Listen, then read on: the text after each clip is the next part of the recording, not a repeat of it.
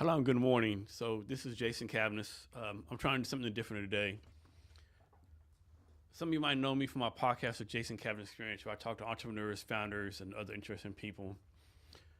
So today I actually want to try something different. So today I'm on live on different platforms, and I just want to go through what I'm trying to build or what I'm building right now. So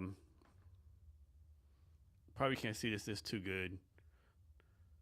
So on my TV right now, I have my Chat GPT.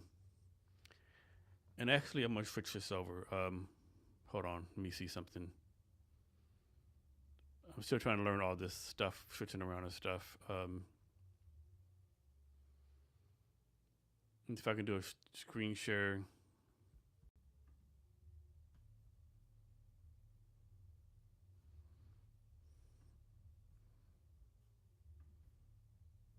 Hmm.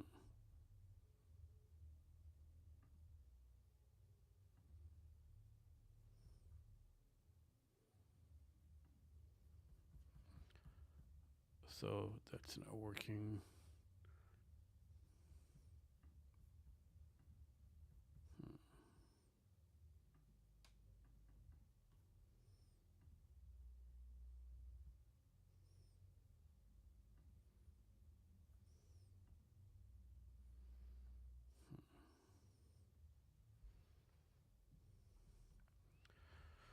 So right now I'm trying to set up my Ecamm Live to show my Chat GPT.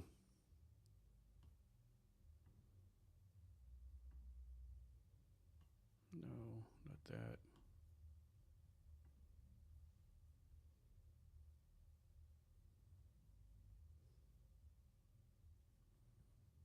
Hmm.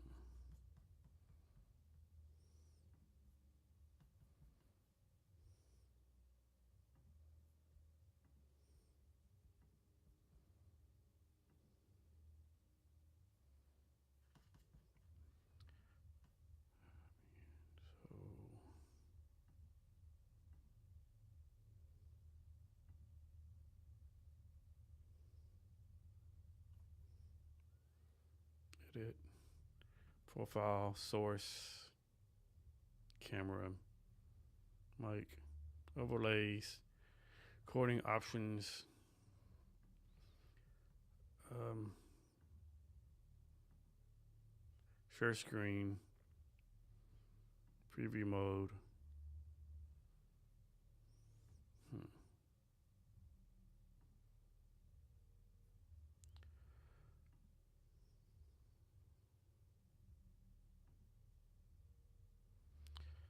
So I don't want to show that entire screen.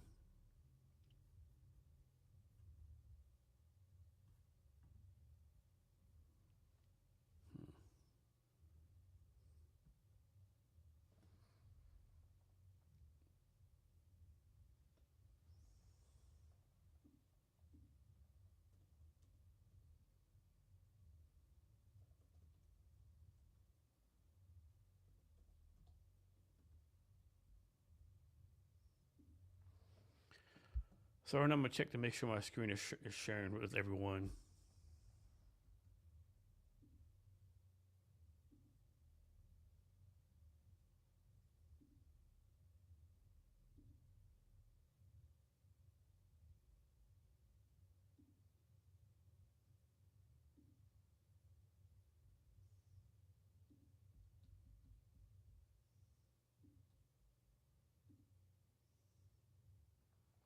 Hmm. All right, so this screen is not showing what I want to show. What I want to show. I'm trying to show my Chat GPT. Go to Google Chrome.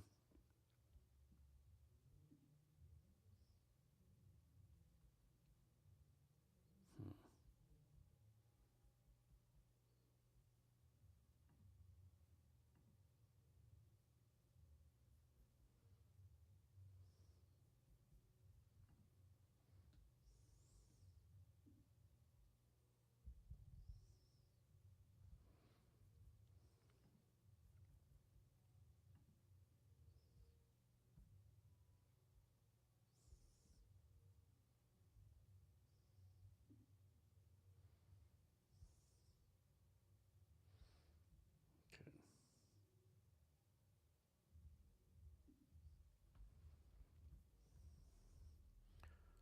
All right, so I'm gonna have to do this a different way.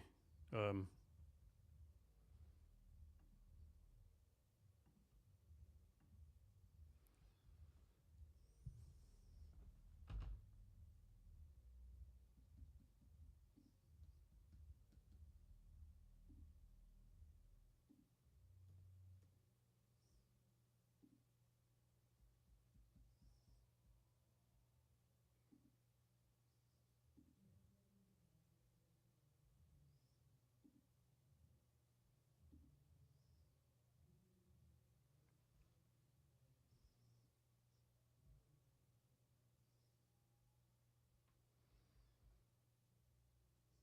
okay, so I'm gonna have to do this a different way. Let me fix this camera real fast.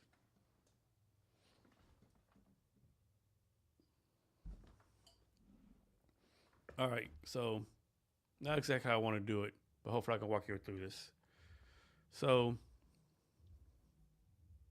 let me pull up my Chat GPT. The music you're hearing, so my studio is in Pioneer Square here in Seattle. It's Saturday morning, like 2 in the morning. No, it's actually like 1 in the morning. And so Pioneer Square was part of Seattle, the oldest neighborhood in Seattle. I think it was first built in 1852. This fire came, burnt it down. It was rebuilt. And so the block I'm on, actually, there's a bunch of bars and clubs and like dive bars. And so right next to me, to the left is the post office. Next to that is a Latin bar, and that's the music you might be able to hear right now. Also on this block is a bar called the Central Saloon.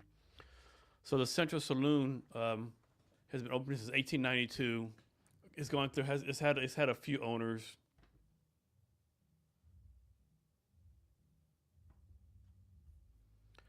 Let me check one more thing. One. Okay. So it's had a few owners back and forth.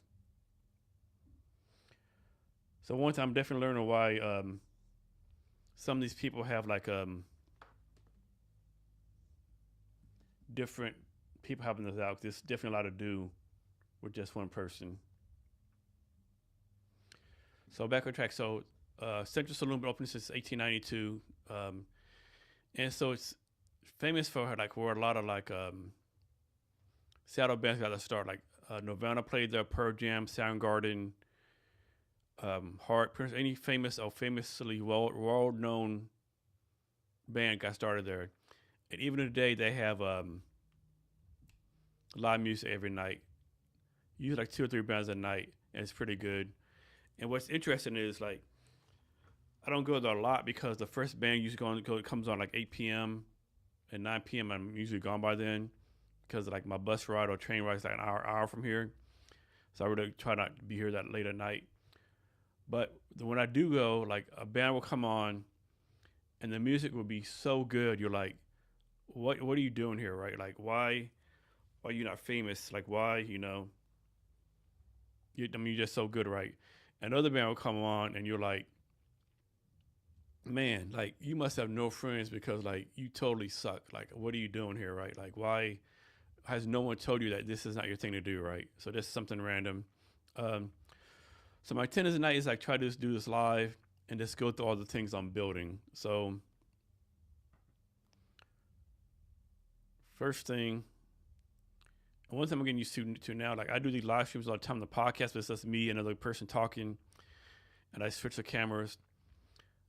I guess I never realized the internet, like the delay that there is in this, right? It's not much, but it still like kind of throws you off a little bit. So next, I'm gonna pull up my Chat GPT and just go over different things I'm doing. Oh, also, before I do that, another thing I want to do too is to go over my different bottles of bourbon that I have here. So this bottle here,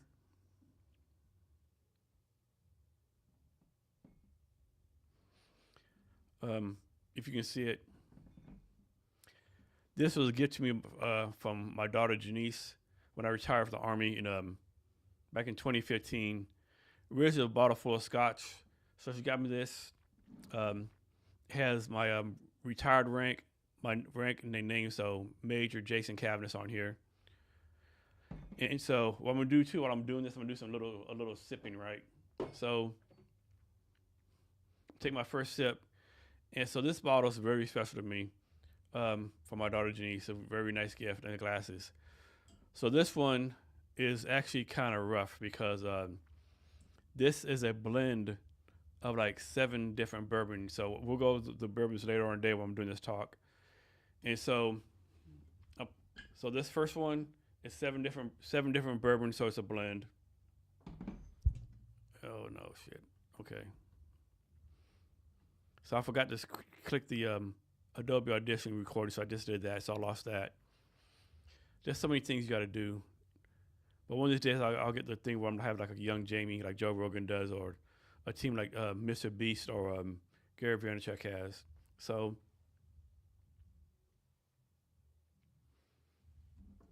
a quick pour.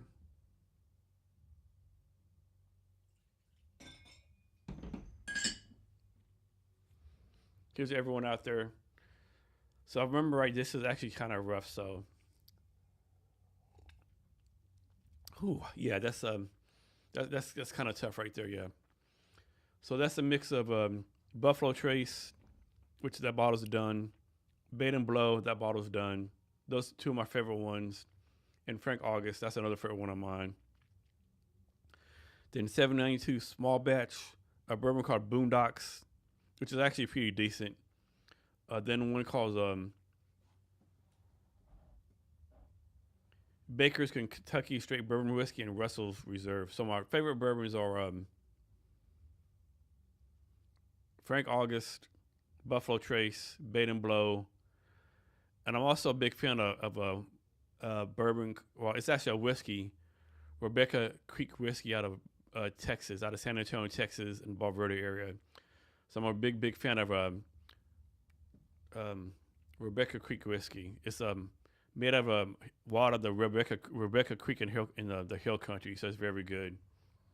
Okay, so moving on. So this one actually needs a tab of water in it.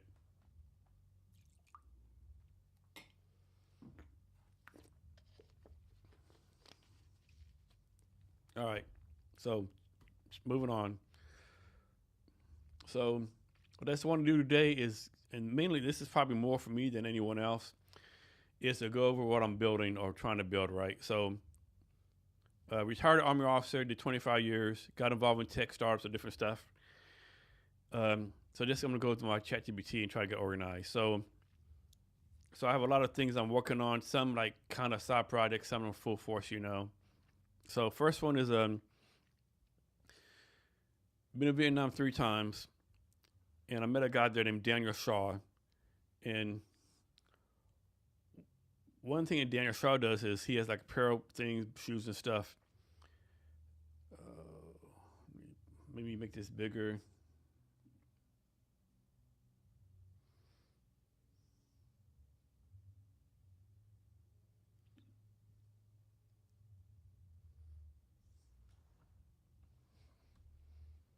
Yeah, so I don't think you can really see this on the TV.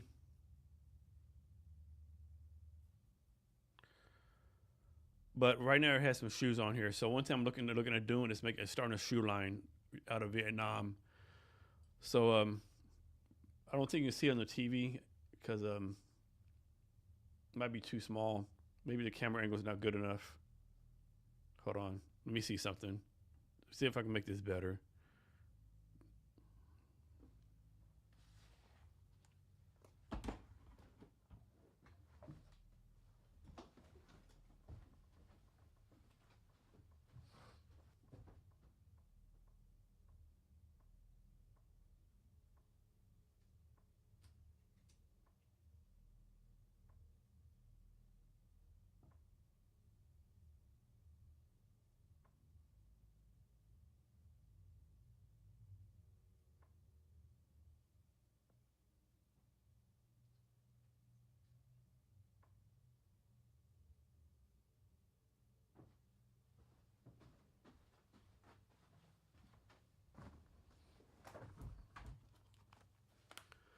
Okay, so that really didn't work.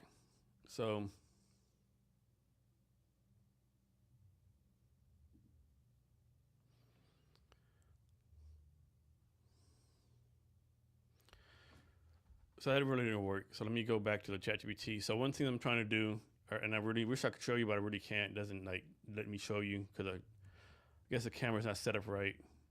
I know I'm just like jibber jabbering right now, but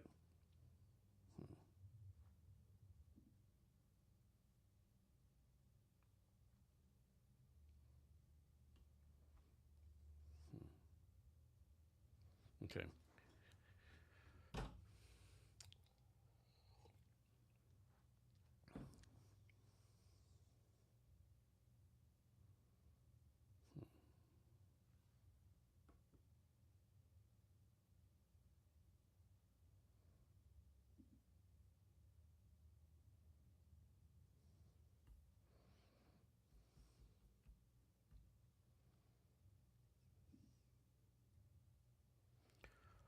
All right, let me see one more thing.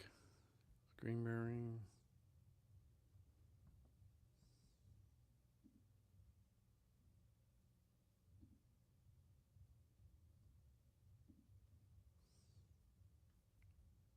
Okay, so you go back to screen 2.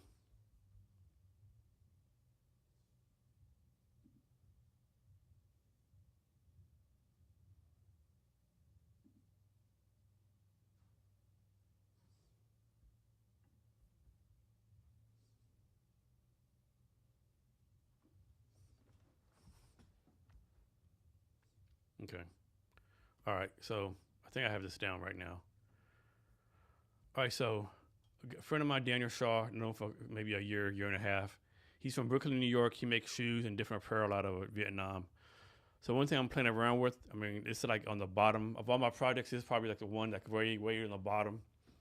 But to make like my own shoe line, you know, like cabinet shoes or cabinets, whatever, and you really can't see the design.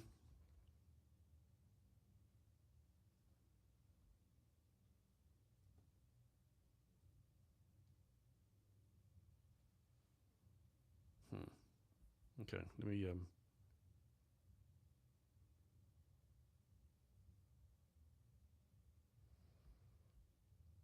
let me try this screen sharing, screen mirroring.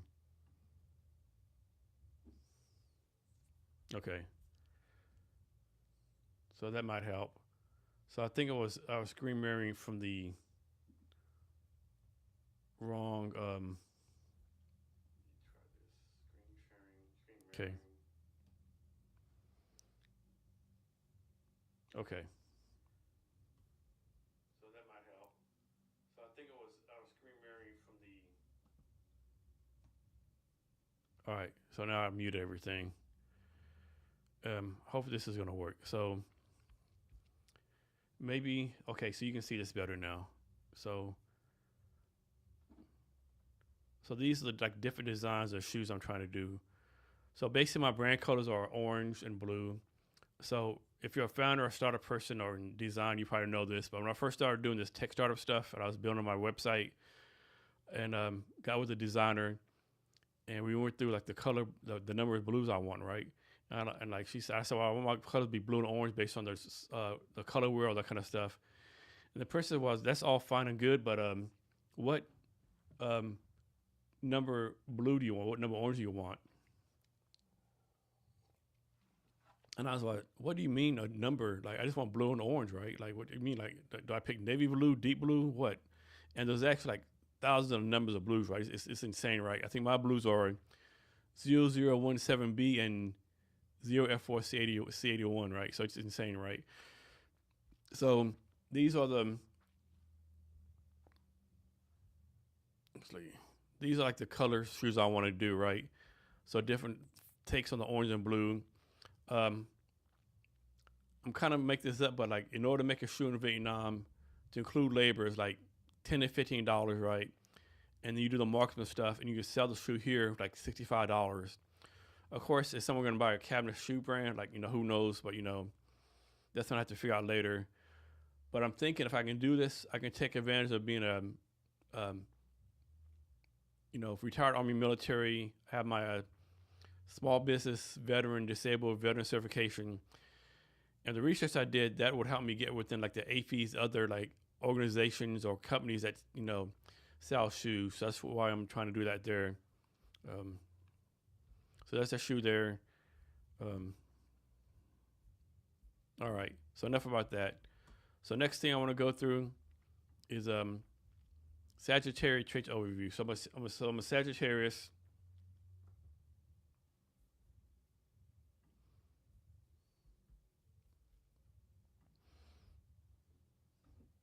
And this is kind of rough. Ooh.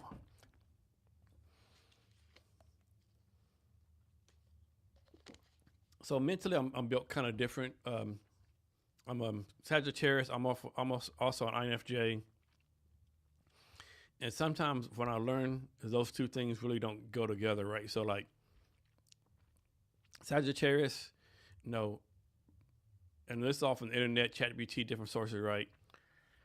So, a Sagittarius like drives innovation, it inspires, sees what's next. INFJ is more like builds people up, empathetic, insightful. But honestly, I'm probably too freaking empathetic sometimes, right? Actually, all the times, right? So INFJ, I extend emotionally too much. I definitely see that. So core traits of Sagittarius, the best sign there is, it says we're adventurous, optimistic, sometimes brutally honest, which that's true, independent, and philosophical. I know I said that word wrong, but that's definitely me. Strengths of being a Sagittarius: visionary, magnetic energy. I don't know about that one though. Fearless, I do like doing like off the wall stuff. I'm pretty open minded about different things. Weaknesses for Sagittarius, which I am, restless, easily bored. I definitely get easily bored. And I do overpromise. I have a tendency of saying yes too much. I'm trying to say no. So we take that. Some famous Sagittarius people: Jay-Z, Taylor Swift, Brad Pitt, Jimi Hendrix, and Winston Churchill.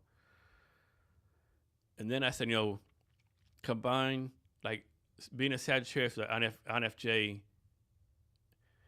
And so here on ChatGPT, I made a thing called, if you don't know, you can make different personas, right? So my personas I ask questions is the visionary operator. And so it said the fire of Sagittarius meets the death of INFJ. So this combo is a rare hybrid. Sagittarius, expansive curiosity fused with INFJ's introspective mission focus. It says, I'm not just exploring for fun. I explore to understand and elevate people. I think that's true. So yeah, definitely a different mix on the Sagittarius INFJ thing. Then it came up with me a founder operating manual. Mission core, it says that I'm not building for profit, I'm building for progress. My INFJ lens defines why, while my Sagittarius fire defines how. So it combines that why and the how, which actually works pretty good some of the time, or actually most of the time. Every venture I touch, Kevin's HR, everything else, a podcast, my different tech things, different events, I do build them to help grow people through innovation, connection, and courage. I very rarely look at how it helps me myself. So that's actually one thing I feel at. I have a very successful podcast, different thing I'm doing that's successful, but I often fail to what's the word I'm looking for? Not translate, convert. I sometimes often fail to convert what I'm doing that helps other people out to myself. Guiding question I often have: what problem can I solve that makes life better for others and pushes humanity forward? I agree with that. So I think that's enough about that. So different mix. Next, Kevin's HR. So Kevin's HR, I've been doing it from working for a while. If you ask my wife, I've been working on it for one day too long.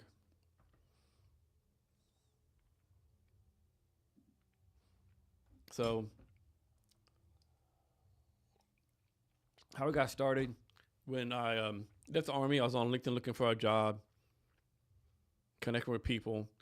And this person reached out to me and said, hey, you don't know me, but I'm building a startup called Mindfold. And we want to help military veterans find jobs, right? And college students by doing skills tests. Can we meet? You tell me how the Army's gonna help you find a job. I'm not like sure, but what the fuck is a startup, right? I have no idea what a startup, right? Like you just can't start a business. All the business already exists. What are you talking about? So the person laughed. We met up. He explained everything started to me. I actually worked for that startup a couple of years. I learned so much stuff. And so the startup got shut down, or actually it actually got sold. I learned later it was sold and acquired, so to speak, right? Not shut down. Like a lot of us were led to believe, but regardless, so I saw, man, I see all these jobs don't have a HR. Maybe it might be a business I can do. And so, of course, I pivoted because most startups can't afford anything, and did the research. According to the Small Business Administration, there's all these startups with no HR. I talked to small business owners. I'd seen there's something to do, and a challenge for me has always been the tech piece, right? Like over the years, I built a podcast, a good social media brand. If you Google me, stuff comes up. If I do stuff, people help me out, whatever. But it's the tech piece has been like has just been a killer for me, right? Because like what I'm building, like some people get confused. Oh, just build like a simple website. It's like really complicated, right? And I'll go over the tech piece later, right? It's not like a plug and play thing. It's like a really complicated thing, especially with all the AI features that we have now, which we didn't have back in the past, right? Of course, I had interns who repeated exactly what I wanted, and of course, they built something different. I mean, freelancers. That interns who were not knowledgeable enough to build what I want. Other people were knowledgeable enough, but like after 6 months, they left. Had one person, I think, in my mind, he actually stole money from me, which of course is bullshit. It's just been a pain in the butt doing the tech piece, right? And I go over who I have doing it now or in the future, right? Whew. That is rough. So, like the core features of Kevin's HR is basically going to get buying HR platform and HR business partner, right? And so the HR platform is going to be AI native platform, right? I actually want to build an AI platform for this, right? I don't want to have it built around ChatGPT. I want to be AI powered. I want to be like AI native, right? Which is going to take some time to do probably, or maybe a combination, right? Combined with HR business partner. So the main feature is going to be AI powered people insights. It's going to the system's going to detect different potential problems. It's going to be real-time HR that adapts. Think of it like a self-driving car for your workforce. The dedicated HR business partner. And so I'll go over this later, but we actually built what I call MVP minus. I was able to do like 81 beta tests, some levels of 10, whatever. And everyone said like, well, we had built was actually like dead on, is what people needed in the right direction, but it wasn't robust enough, right? It wasn't good enough for people to pay, right? And so actually, you're gonna scratch that. I also know thinking like we built a desktop first, and everyone said they wanted something mobile first, right? And I'll go to the reason why later on, right? So that's the thing right there.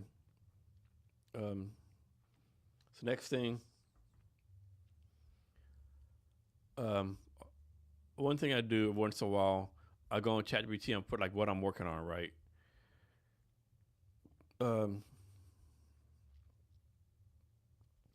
So different things I'm working on. This was for Nimber.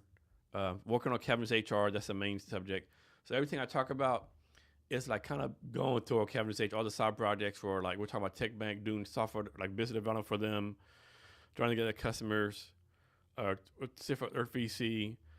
I plan on monetizing the podcast next year. But all these things like kind of are drivers to the main effort. Kevin's HR. The main effort of Kevin's HR. Next, I'm doing a refunder campaign right now, which I'll talk about later.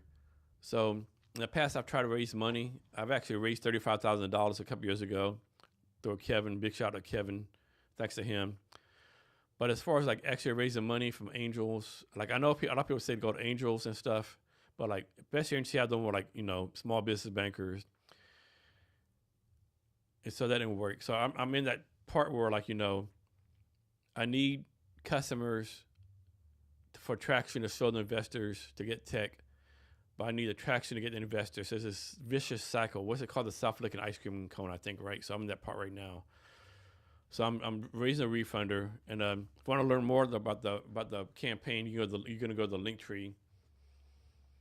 That's definitely been a challenge. So I know the news they'll put out how people like raise millions of dollars on like these crowdfunding campaigns. This is true, but stats show like probably only 5 to 10% of the successful. They only raise maybe $4,000 or $5,000 way before to go. And with the one I'm on, Refunder, you actually have to raise $50,000 before you get your money, right? So I'm way far from that goal. So I did so for Seattle Tech Week, I did Kevin's HR, Seattle's Got Tech back in July 30th. And there, like, I kind of like a soft launched my my Refunder campaign. So Seattle's Tech Week, Kevin's HR, Seattle's Got Tech. And this like what I'm talking about, I have a pretty good branding. People would come out for me. Had a 16 tech startups do a demo. Think of it like a tech trade show. And then I had like a 90 to 100 people show up, so a really good event. And so had like a free pasta bar, free cocktail bar. We had the Kevin's Old Fashioned. Our friend Natasha did the bar for me. Of course, I paid her some money, but she gave me a significant discount. Did a Kevin's Old Fashioned, so that's July 30th. And then fast forward, I went to back to Ho Chi Minh City, Vietnam in September. Got there September 1st. Couple of people were supposed to go with me, but they backed out the last minute. But yeah, whatever. And so on that one, when I went it's my third time in Vietnam when I went.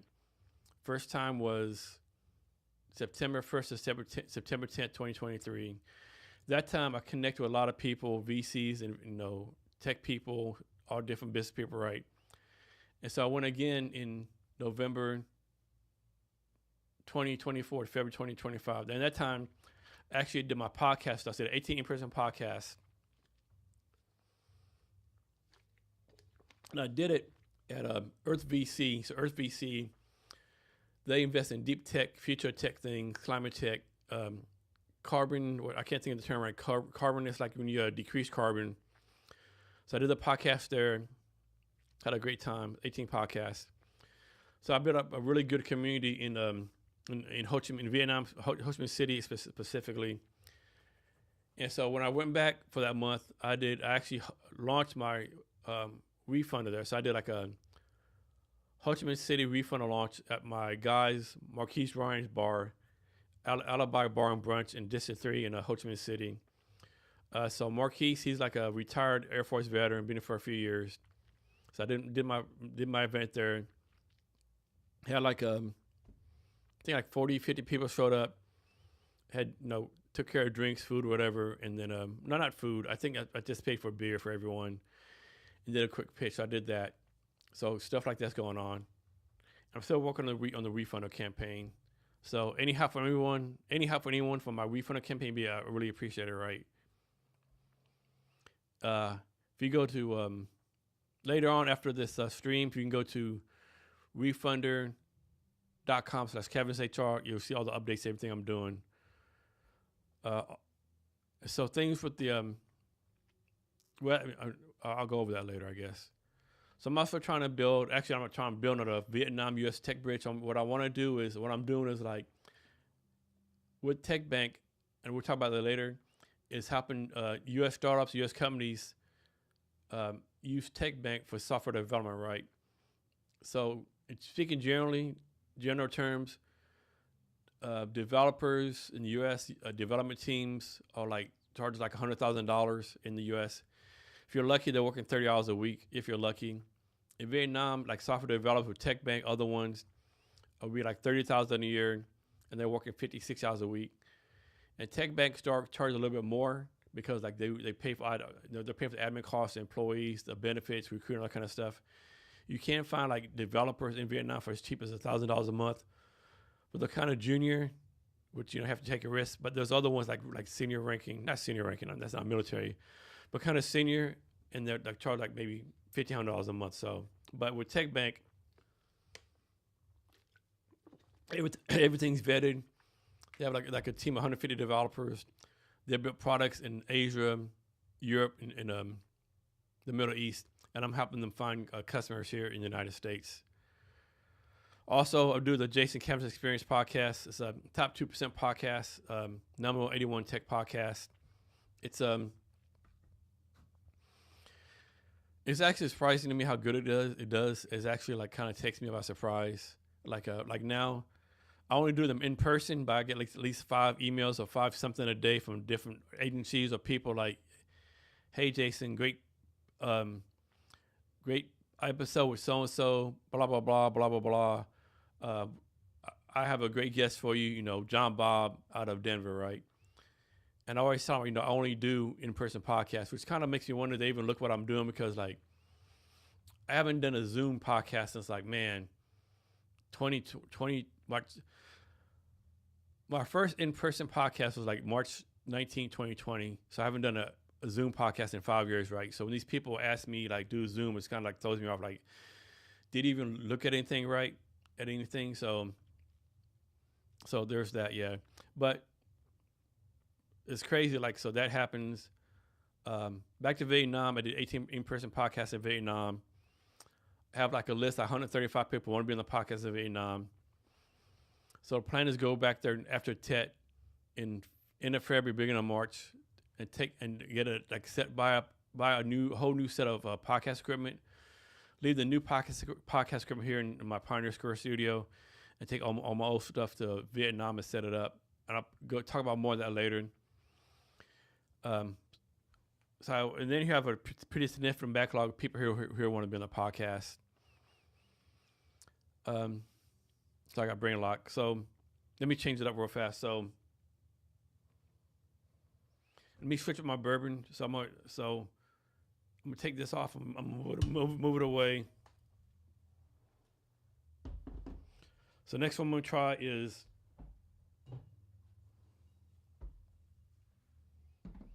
this is the Russell Reserve. So I can't remember what this one tastes like. I think I like it. So pretty much all these bottles I got from the Classics on Drunk Bass Lewis McCord, except for the Frank August that I buy out of I think it's Bevmo.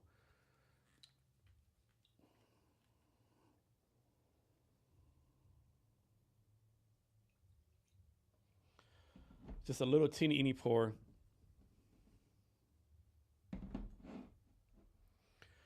So one thing that's crazy. So I'm actually having people like fly in to be on the podcast, right? So at Podcast Age, a person reach out and say, "Hey, Jason, great podcast episode.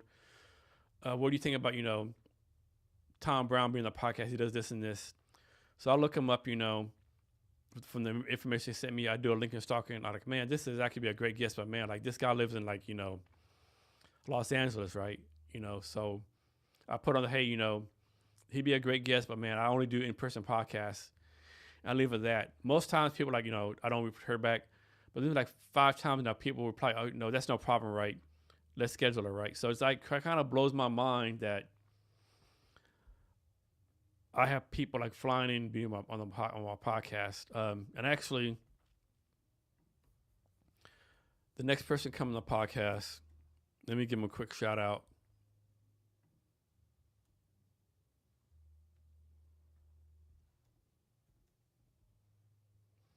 Chris something.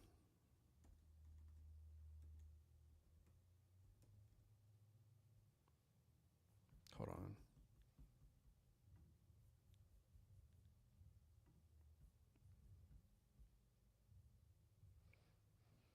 So this guy right here, Chris, is coming on the podcast next.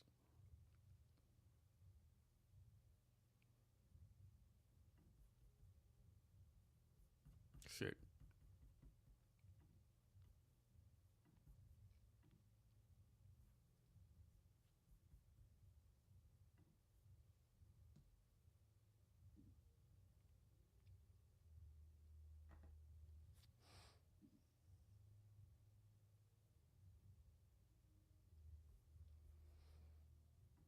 But yeah, so people actually like are flying in to be on the podcast now, which is like, to me, kind of crazy.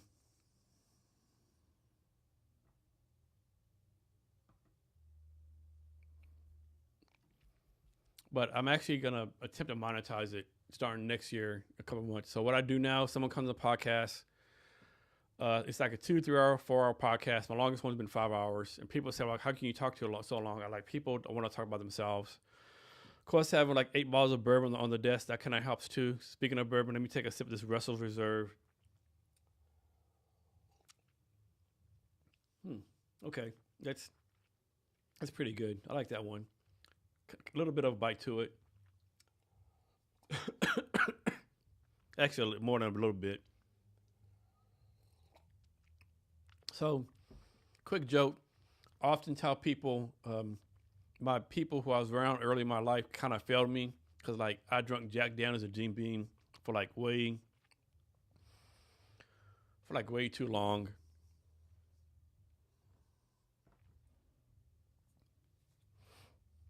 So back to the podcast. So one thing I do after the podcast, I upload the video into Opus Pro. Opus Pro makes like up to 45, 50, 60 1-minute podcast clips or whatever the time frame I want.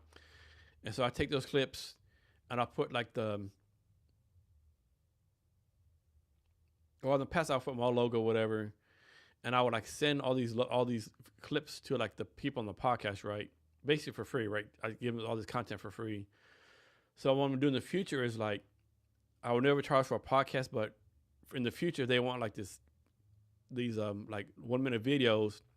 In the past, I would just send the videos. In the future, they pay for it. There's 2 scales, 2 versions. One is $500, where I just send them the clips. Another version, $1,000, is where I send them the clips with the logos on it, right? And so right now, I send them like the whole YouTube live videos, like 2-3 hours of video. The actual podcast audio, excuse me, and then like the total 200 clips. So the clips, Opus Pro lets you break it down as far as aspect ratio for the you can break it down like TikTok, LinkedIn, Instagram, and one more. And so like suppose there's 50 clips, it'd be 50 for TikTok, 50 for X. I'm not X. 50 for TikTok, 50 Instagram, 50 LinkedIn, and I'm missing one. And so I'll send all that to the podcast guests the day of the podcast release. But in the future, what I'm going to do is like I'll still send them all the podcast audio 3 hours straight and the podcast audio 3 hours straight or however long it is. But they're going to have to pay for the clips, right? But if they do pay for the clips, the $1,000 version, I'll put all the logos on there, right? Also, the podcast I'm trying to do. Well, I'm not trying. I have to get out of the habit of saying I'm trying.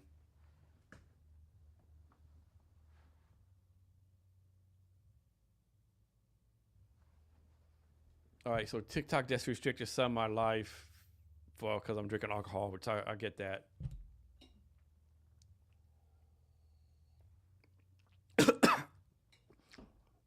Yeah, so that went down the wrong way.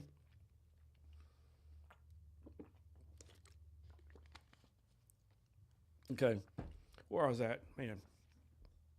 So I actually did I'm still working on my podcast sponsorship packages.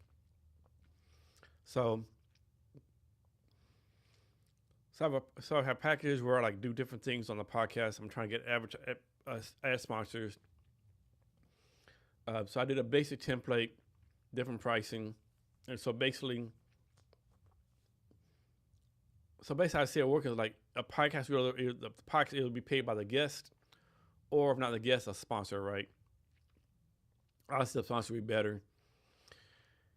And so, being tech startups, drinking bourbon, I have different things I want to go after. The first market I'm going to go after is obviously like the bourbon piece, whiskey piece. So one company I'll reach out to that I talked about earlier, well not earlier, but is Rebecca Creek Whiskey.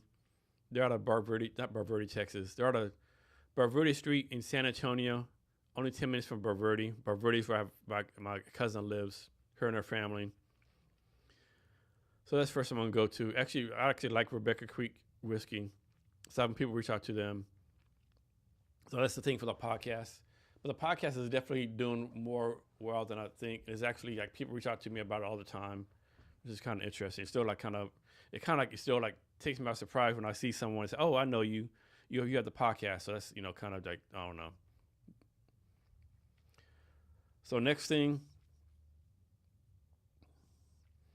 talk about that Vietnam Bread podcast. So from the podcast, I've done over 300 podcasts, talked to a lot of great people, and I did 7 ebooks based on the podcast. Actually, let me pull this up.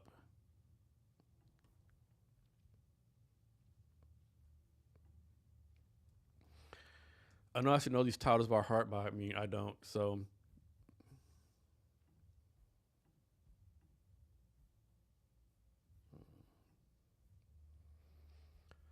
did 7 ebooks based on the podcast. And so one is a unforgettable advice from real founders, creators, and leaders. Another ebook is Unfiltered Wisdom, 50 quotes from the Jason Kavanaugh Experience. That's just quotes from different podcast guests. I think that's really good, very valuable. Then another ebook that I did based on conversations from the podcast, Growth and Resilience, Real Stories and Lessons from Entrepreneurs, Leaders, and Creators. Another ebook, The Top 10 Leadership Insights from the Jason Kavanaugh Experience. Oh man, actually I just noticed an error on here. So it's supposed to say Top Leadership Insights from the Jason Kavanaugh Experience, but I left the word from out. Oh well. Then Emerging Trends for Startups and Leaders. Featured industries and themes from the Jason Kavanaugh Experience. Common startup struggles and mistakes. And so like 7, I really think those are valuable, right? So I've been giving that out for no cost to people, just, And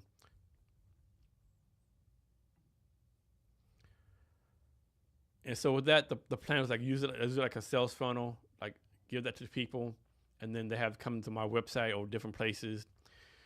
Really hasn't worked out as well as I think it should. Actually, me look at something real fast. Let me go to my Google Analytics.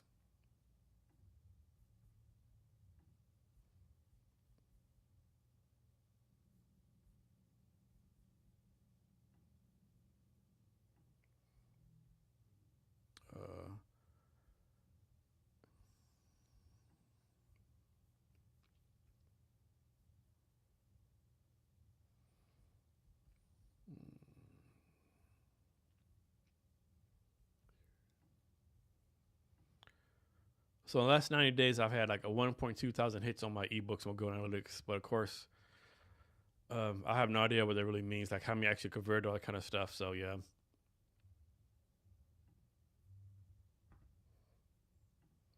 All right.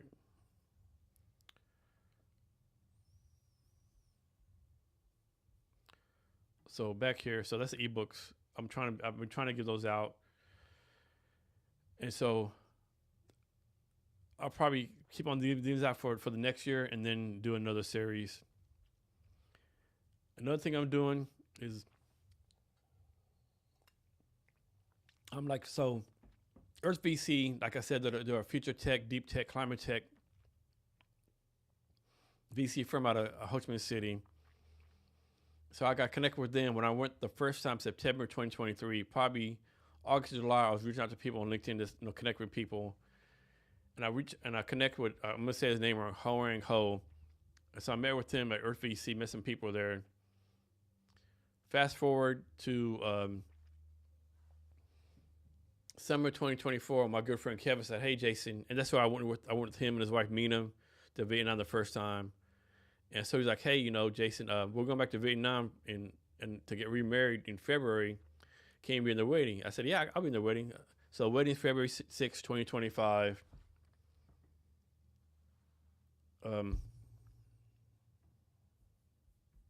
So wedding's February 6, 2025. I said, "Yeah, I'll be there. I'll get there like maybe a couple weeks ahead of time." And he was like, "Well, I think I need to turn this. So on my other computer, I have the live one wrong. I keep looking at it. It keeps throwing me off. So maybe in the future, I just won't even show that right." And so he said, "Well, So a month passed. They said, "Hey, Jason, how many people you know in Ho Chi Minh City?" I said, "Man, I checked on LinkedIn, different social media, maybe like 300, 350 people. Like, have you thought about doing a podcast?" I mean, it seemed like we got pretty well along with those Earth VC people. I said, "Man, that's not a bad idea." So I reached out to Earth VC and asked them, and they said yes. And in exchange, I did some ads for them on the podcast. I did like the Jason Kevin Experience, Ho Chi Minh City edition, did some ads for them, did some logo stuff for them. So it really worked out great. And I actually just lost my train of thought. Man. Oh yeah, so how I got hooked up with Earth VC. So pretty well. And then went back in September 2025 with the intent, trying to find a place to live there, do the podcast there, trying to find whatever. And I really can't afford have a place to live, a podcast space. So I got Earth VC. Finally was able to meet with them because they're pretty busy. And basically worked out a deal where I'm their investment fellow, brand ambassador, helping them find companies to invest in the United States. And so how they invest is they invest I'll call it post-seed A round.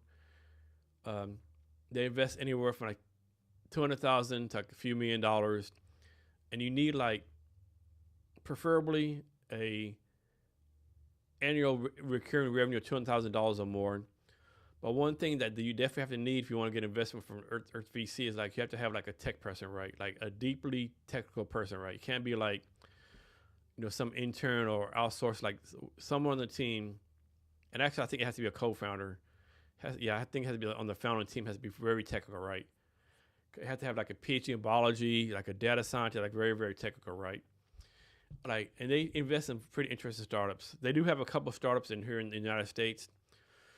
The one I tell people about, I think it's called, AALO. I don't know how to pronounce that, but basically, I know I'm gonna get this wrong. But on Avenger was Tony Stark. Iron Man had a little nuclear whatever it's called reactor. Well, I think at first they want to have that for everyone. Now they do it they want a nuclear reactor or something like that in everyone's house or income. I don't know if I really agree with that. I don't know if I want the people I know. I don't want driving a car, much less having a nuclear reactor. I could be totally make this up, but point being, I'm working as a Earth VC's investment fellow, brand ambassador. So you have a deep tech startup, future tech startup, quantum computing, anything like that. Reach out to me. Actually, now to think about it,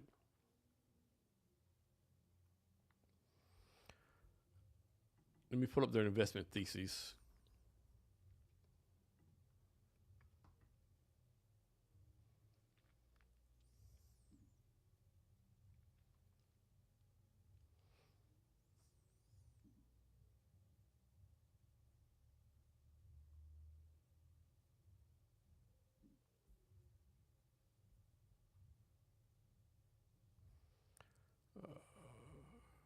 Okay.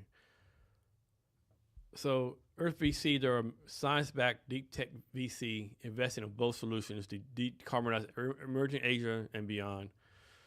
So the ultimate goal of investing is to bring prosperity, but there's no prosperity on a dead planet. So the core sectors: energy transition, sustainable agriculture and food, and green manufacturing. So they're looking for serial entrepreneurs with successful exits. Like I said, the tech-based thing, PhD level STEM backgrounds, biology, chemistry, so on and so on, and 5 to 10 years experience in the target sector. So to get invested, you have to have a deep tech background and 5 to 10 years experience in that target sector, and strong technical teams, strong technical co-founder teams. And so they really don't invest in first-time founders without technical depth. Actually, they don't at all, right? And they're looking for different items, of course, right? So basically, that's what I'm helping Earth VC do. So like I said, if that fits you, reach out to me so we can go over your pitch deck and see if this might be a fit.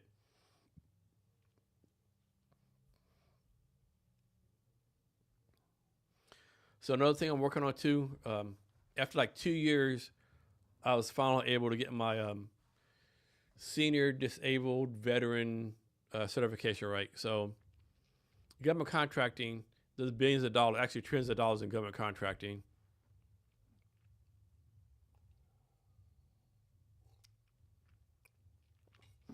in government contracting, and like it took so long to get this thing done, right? So the website was down, whatever, and so finally got it. And so shout out to Melinda Apex. She helped me a lot figuring this stuff out. Shout out to Melinda. So Apex, they're a nonprofit that helps military veterans like figure out the government contracting that's funded by the Department of Defense. So all these contracts, there's things called set aside. So the set aside for like different things like, what's it called? Small business, women owned, hub zone. There's one for just regular military people, and then one for like what I am, service disabled military.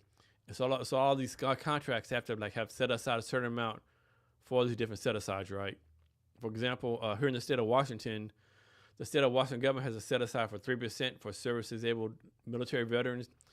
The past few years, only 1% have gone to those, right? Now you still have to meet the requirements. You can't say like, hey, I'm a disabled veteran, and give me this contract. You still have to meet the requirements, right?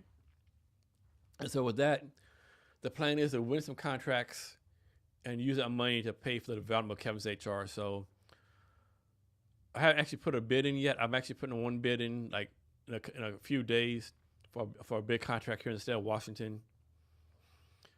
So basically, gonna be bidding on software development contracts. What? Oh man!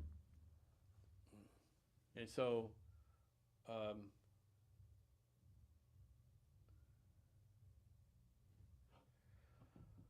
for some reason, my TikTok Live is about to go dead because of inactivity. So I don't understand what's that about. I don't know. TikTok can be so frustrating sometimes. I don't know. But back to government contracting. So that's one bid I'm putting. So I'm bidding on software development projects and HR projects. So I have to see how that goes. But it's definitely a pain. And the challenge is a lot of these contracts, they get won by big multi-billion-dollar corporations, right? So it's kind of hard to get in there. And I was like, I'm brand new to government contracting. I'm not going to win a $10 billion bid or $2 million bid. But all the bids I could win, like $250,000 or less, or $50,000 was called micro bids or micro something. They're really not publicized, right? You have to know about it some kind of way, right?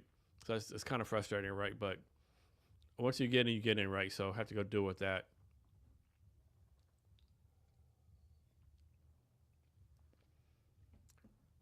So I'm doing this at it's like 1:53 in the morning right now. Been doing this like an hour so far. I'm just like this experimenting right now. See how it goes. So government contracting. So yeah, that's gonna be interesting how it goes, right? There are different lot of contracts. Another challenge too, like you have like SAM.gov for the federal government. So that's the federal government website. Each government agency puts stuff on there, which is not the best. There's all these agencies that have like stuff out there, and so it's a pain to go like manually do it. There's bid match stuff like that. Then there's people like charge like a lot of money to go through. I don't know, but hopefully that works out. So that also the social media stuff I'm doing. So I know some people might say I post too much, but I'm more of like the Gary Vaynerchuk, Alex Hormozi school of thought. Post. A lot of people say only post once a day on once on Instagram, one on TikTok, once whatever. But my thing is like, with all those people out there, right? If you only post one time, like no one's gonna see it, right? So I do post a lot. But my thing is actually I don't post a lot of stuff about me. So like I post 7 times a day, but they're all podcast clips, right? So 7 times a day across different. So there's 7 posts on LinkedIn, 7 on TikTok, 7 on X, 7 on Instagram. But there's 7 different podcast clips, right? So 7 times 4, that's 20 different posts I'm doing a day, highlighting different podcast clips, right? And of course, I do posts about myself, right? And actually, one time I did an experiment. Now, do I get a lot of views each post? Not as much as I think I should with my following. But one time I actually like took a break for 2 weeks, didn't post anything for 2 weeks, and then posted once a day, and it's still like really nothing happened, right? So I don't know. But sometimes I do like, I would never say I go viral, but sometimes I do get a lot. I did like on LinkedIn Live a few weeks ago. It has like over 75,000 hits, so there's that. So I update that once in a while. So next thing is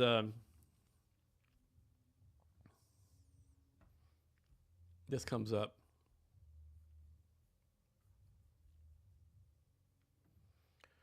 So one thing, so I'm on TikTok Live. It's showing me, and it had like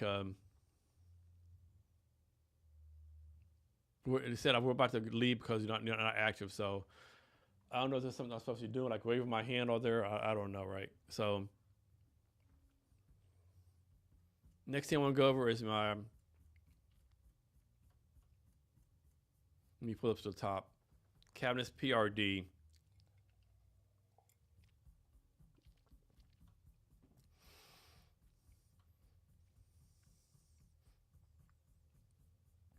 So it's kind of weird. Like we're looking at the screen and look to the right where I have like on YouTube Live. It's like a minute behind. So one thing I need to work on is my product requirements document. Actually, I have this already kind of sort of, but it's something I need to kind of redo. So since on the tech piece we're switching from like mobile first AI native, I need to redo my product requirements document. That's basically showing all the tech pieces, what you need to do. Let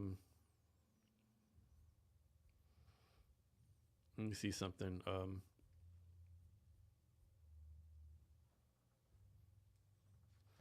So this document is it's actually like, man, it's kind of long.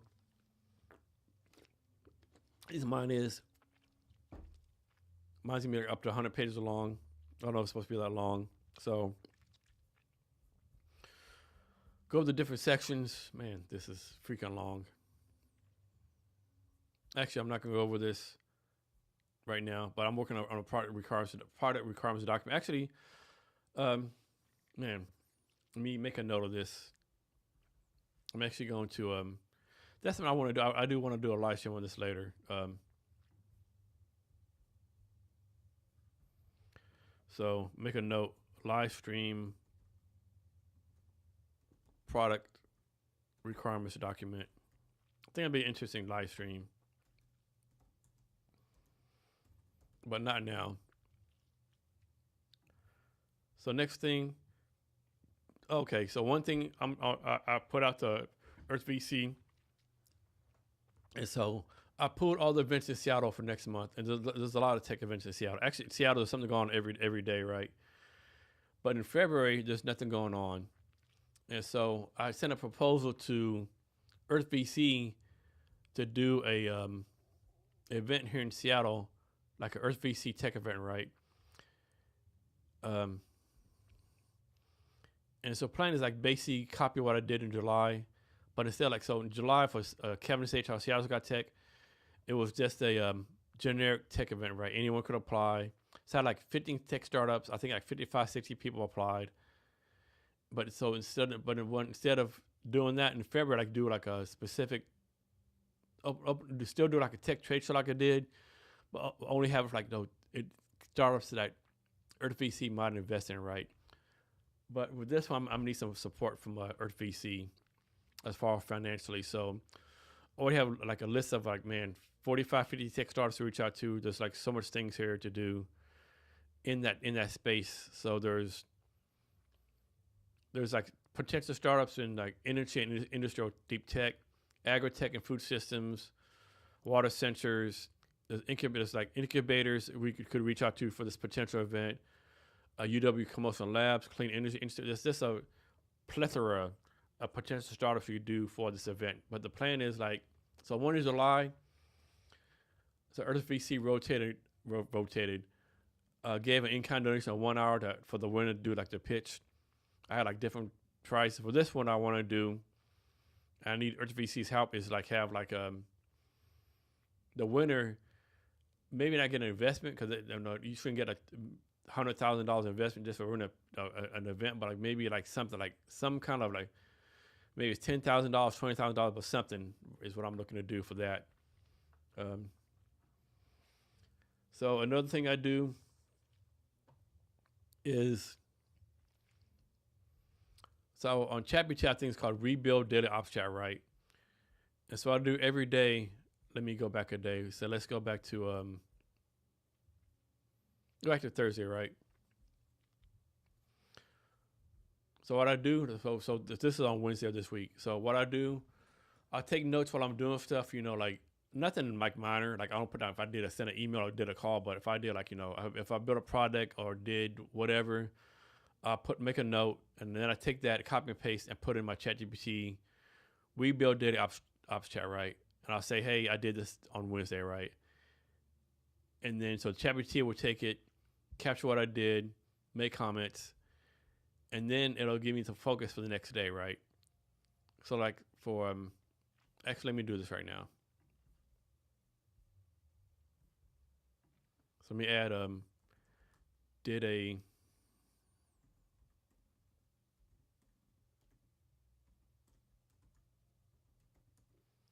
a live stream.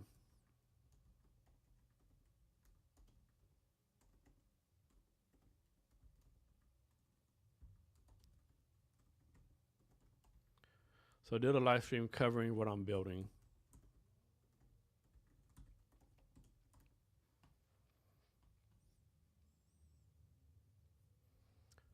So today so I won't go over that. I'll just copy and paste everything. So I'll take that and I'll paste it into the chat.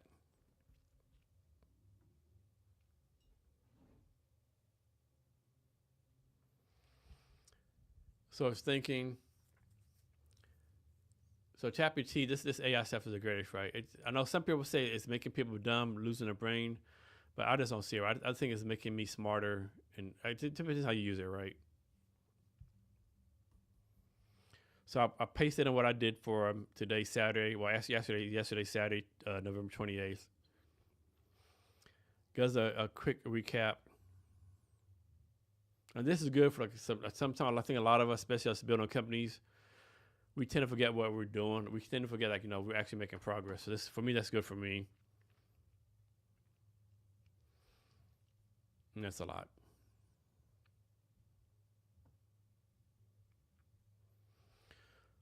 So for tomorrow, it's saying light but sharp reef on the block. Finish the HR laws deck. So I had a presentation I do called HR laws. I'm redoing. I'm gonna do an HR laws live stream later. Finalize the bourbon sponsor one pager. Follow up with Stella about government contracts. Reach out to Teen. So Teen, her name's Tin. Hopefully I'm saying it right. She helps me upload all my social media to include YouTube clips. Actually, tomorrow's a pretty light day, so I use that for it. So I have that, and a lot of times, like it's just like a guide, right? I don't know exactly what it says, but it is a good guide. So I use a rebuild daily ops in my weekly schedule to plan my day. But I said it's just a guide, right? Stuff comes up, it misses stuff, So let me pull up my weekly schedule. So, man, what's today? So tomorrow's Sunday. For the weekly schedule on Sunday, I'm supposed to wake up, stretch, do some planning, post out the Kevin St. John newsletter. So different things, right? It's just a thing. And I worked on the HR live stream today.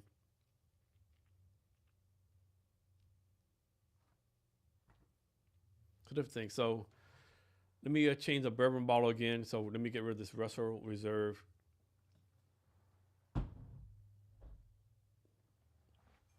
So next bottle, the next bottle is the Baker's Kentucky Straight Bourbon Whiskey.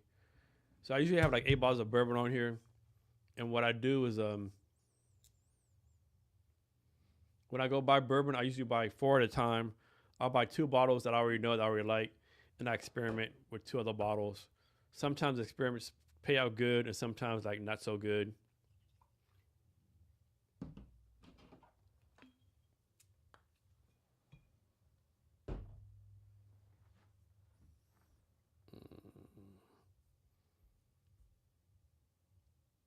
Bourbon. All right. So the next I'm gonna go to projects. So SmarterQ, I do post a lot on social media, Like I said, some people probably think that I post too much, but I do use a thing called SmarterQ. Shout out to them. They're coming out of England, and I know some people would say like post each thing individually. That if you use like an automation to post, it goes down significantly. I really don't say it right. Maybe I don't know. Another thing with my social media, like I don't have the time. Like like okay, post on Instagram at 2:10 p.m. with this post with this all the detailed stuff. Like had a team, I would do that right. But for me, and plus I'm mainly posting social media, not social media, but podcast clips, from different people. So I don't know. Random thought. All the time I have people tell me, "Hey, Jace, I see your stuff all the time on LinkedIn. I really enjoy it." But yet, the amount of people telling me they see my stuff on LinkedIn versus like the numbers I get doesn't match right. So I don't know. Like I said before, I have like a hate love relationship with LinkedIn. But so actually, let me pull that up. Let me pull up my SmarterQ. I know I'm just all over the place, and I know if you're on here on the TikTok, you really can't see my TV screen because for some reason my TikTok on my laptop got like suspended. I really don't know how that works, but it still works on my cell phone. So right now I'm pulling up SmarterQ. Whoa, what the fuck?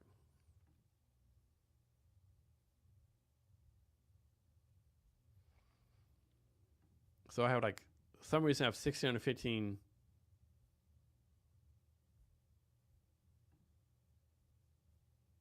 How did this happen here?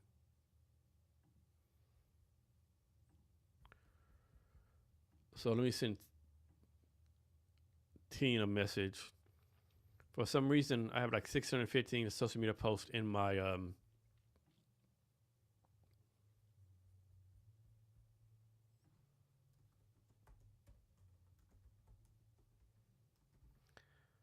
so I have like 615 social media posts in my trash, which I don't know why.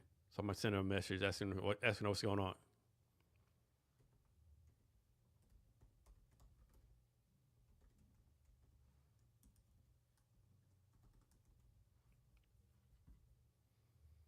And maybe that's something I did. I just don't know. I still don't remember.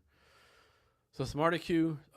So they have different categories. I'm giving out ebook categories. So Instagram. So I basically have broken down like Instagram podcast clips, X podcast clips, LinkedIn podcast clips, and TikTok podcast clips. Right.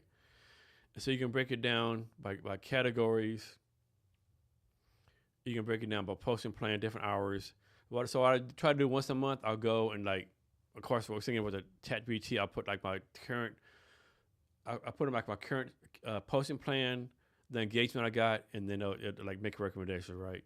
And so right now,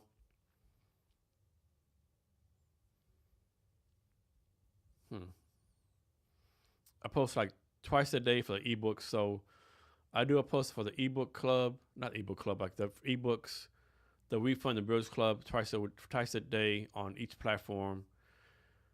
I'm doing that for a couple months. I actually got in that on November 30th, and then I post maybe 7 times a day on Instagram, X, LinkedIn, and TikTok. I'm actually gonna probably cut that down pretty soon. So that's that.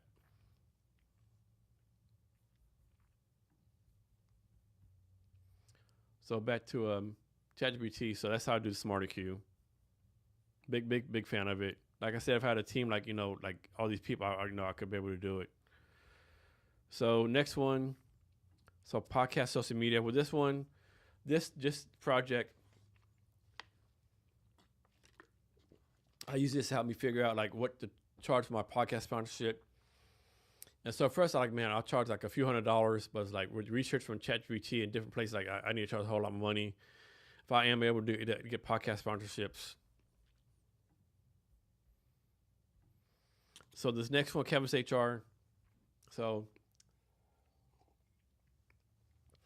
this one here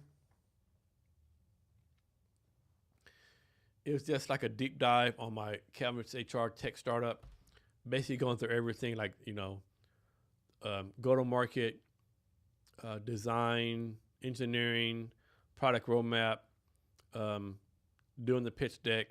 So everything involved with Kevin's HR is on this here, right here, right. It's pretty detailed. So let me go to the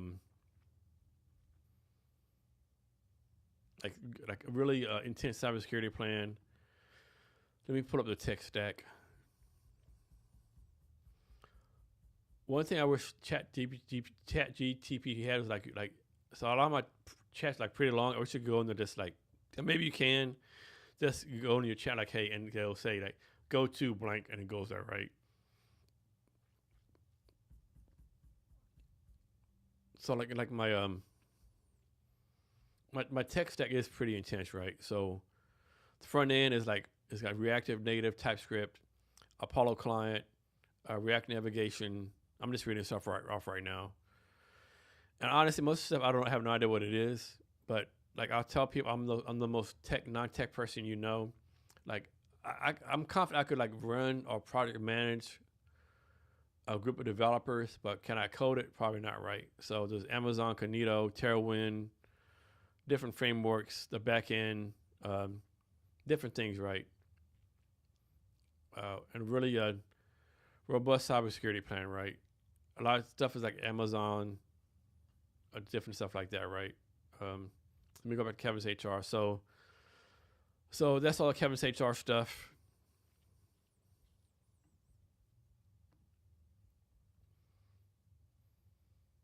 Go to social media, or talk about social media some.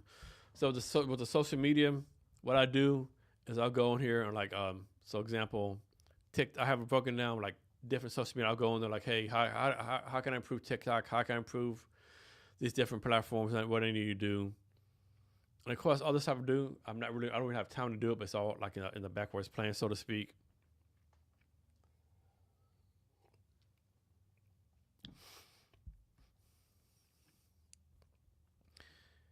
And I sometimes say I'm a glutton for punishment. So with Cavness HR, I've been working it for a while. Like I said, the tick piece always like been the thing. I'm confident if I had to have an extra tech platform, I could get numerous customers, have so many connections. Like example, I did a podcast the other week with a person, and she's on a board of advisors for a business called Bobby, with like hundreds of people on there. I'm confident if I actually had the tech platform, I could do it right. And people say, oh, like a lot of people say, oh, don't build up tech stuff first. Like get paying customers. I mean, that's true. You have a consumer product, like you want to sell like a fitness app or financial app, whatever. But no small business owner is going to pay money for HR platform that's not fully developed right, at least 80% developed right. And so that's a challenge I had. Other challenge I had with this HR startup, Kevin's HR, like a lot of people, oh, you're just an HR consultant. Like, no, like actually despise HR consultants. In my mind, let me caveat. There are some good HR consultants, but majority of HR consultants and consultants in general overcharge the price, under-delivering value. So I'm not an HR consultant. And some people, oh, just need a quick plug and play or lovable website. It's like, I mean, I think you could realize from what I read off as far as the tech piece, how complicated it is. But I have had paying customers in the past, a total of 20 paying customers for Kevin's HR. The challenge was, and one of the many mistakes I made was that all these early stage startups, all of them went out of business. So there's that. But the plan right now is for the refund I'm doing, the end date is going to be January 18th. If I don't have at least $50,000 raised by January 18th, I'm going to shut down the Kevin's HR. And that after that, I don't want to do. But me being a glutton for punishment is actually coming up with a new tech startup I want to work on, maybe at the same time, right? And so this is actually, let me write this in.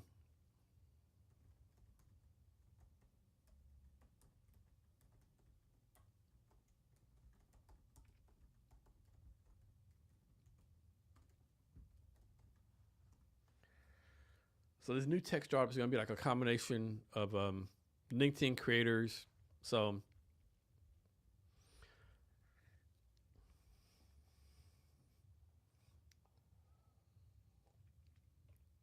So this is also in the planning stages.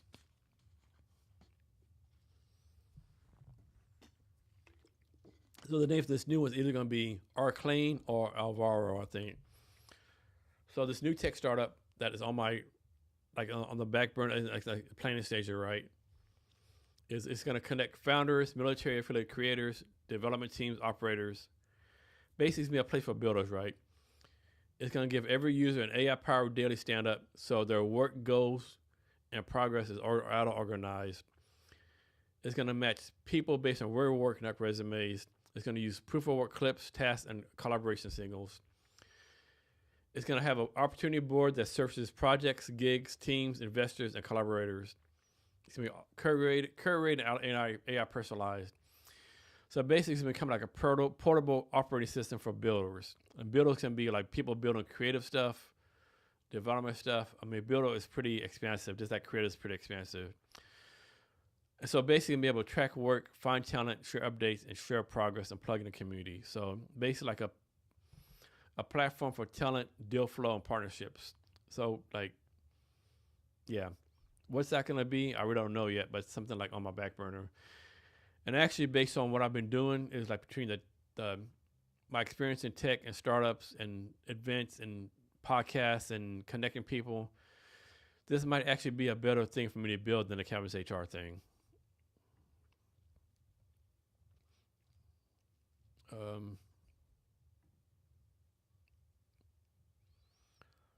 So also another thing I'm working on. So this is a IPPSA contract bid I'm bidding on with some help from people. So in the state of Washington have this bid coming up that's due December 3rd.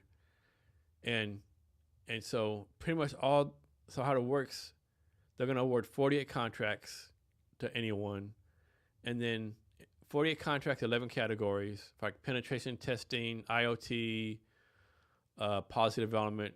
But then after those 48, they're going to award a different 8 per category for like set aside. It's like service disabled, veteran, woman-owned hub zone, right? But the challenge is, even if you win a contract, doesn't mean you win, get paid, right? So the contract you'll win is like, suppose I win a contract for, we're actually bidding on penetration testing. Suppose we win the contract for penetration testing, that just means we win the opportunity for someone in the state of Washington government to come to us to help them out, right? So suppose we win the penetration testing. It'll say, Cavness won the contract for penetration testing. It will say, Eastern Washington University needs penetration testing. They can come to us. So the good thing is that all these organizations in the state of Washington government, from like Department of Interior, Department of Congress, fishing, whatever, they'll use this contract, right? Of course, the bad thing is like it's such a big contract, potentially everyone's gonna be bid on this probably, right? But I'm really counting on is my service disabled certification helping us get like one of the contracts in the set aside, and have some people who are going to come on the team to help me do this stuff, right? So there's that. So I have to do that. Actually, I should have done that today. Next, I have a thing called podcast ops, where like basically what I do for a podcast, and this might be an over reliance on ChatGPT. Like suppose I did a podcast today with Mary Jane. I record the audio, I take the audio, upload it to Descript, export the transcription from Descript, and upload it to Podcast Ops, a channel called so the project is Podcast Ops, and then the chat is Podcast Show Notes. I upload the transcription from the podcast into Podcast Ops, Podcast Show Notes, and say, hey, do Podcast Show Notes for my Libsyn. Libsyn is on my podcast platform, and to do that. So basically, I use ChatGPT for the podcast show notes, the YouTube show notes, and my LinkedIn show notes, right? Then I do like podcast ideas, and also when I have a guest on, so Monday I have Nicholas White coming on.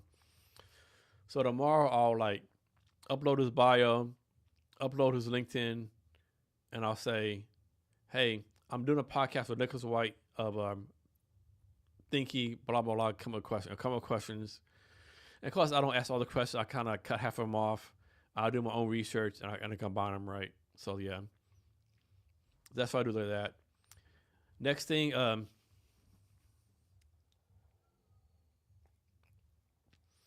actually, I know I'm gonna talk about myself for a couple hours. This is actually kind of fun, right? So this is kind of weird. I know I'm going into tangents, but like I'm an introvert. I'm like a INFJ.